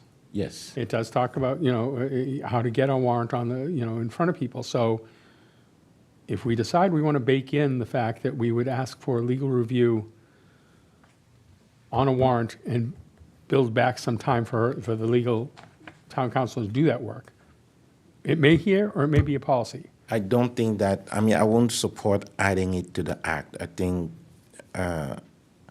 Okay. I think we get that somehow anyway. Like, I think town council could be available to us anytime we have any legal questions.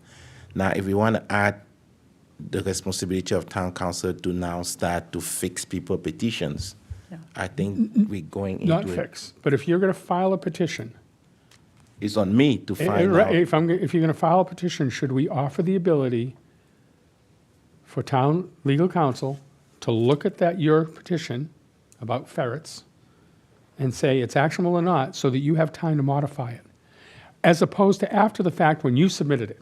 You submitted it and we ask, is it actionable? I want them to get, I've always said to some of these people, to some of the people who are commonly petitioning, the town council will look at that for actionability.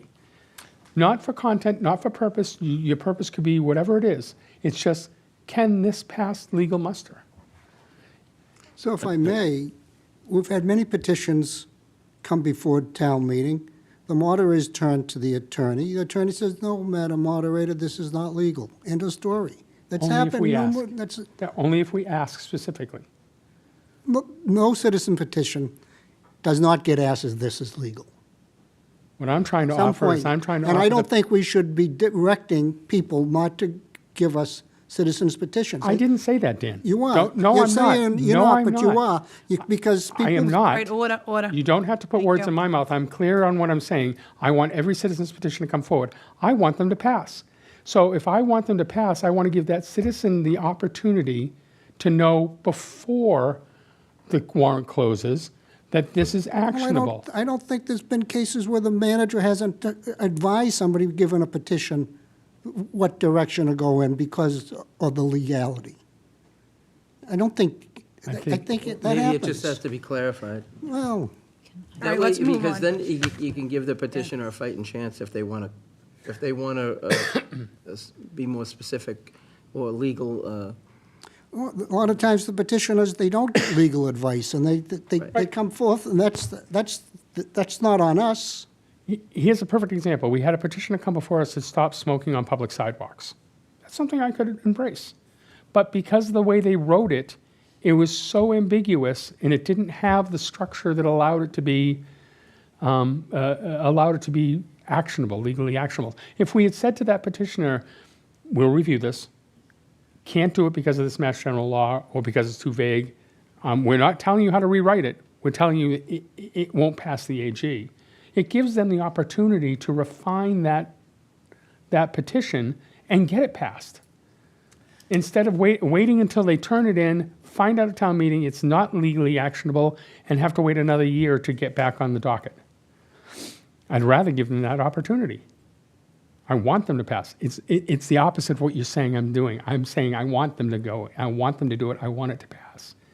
I want their intent to be heard. But there's legality surrounding this. So I want to see. I'm having a hard time adding on to our town council the responsibility to review citizen petitions. I mean, if we got 100 citizen petitions, now the town council We is don't, gonna- though, Dee. The reality is we get 3 or 4. In theory, because we are all in, we're just speculating here. I think as it is now, citizens have the possibility to meet with town manager and town staff, depending on what petition they have, seek advice, seek counsel. I don't know if we want to enshrined in our charter that town council has to review petition before it gets to us.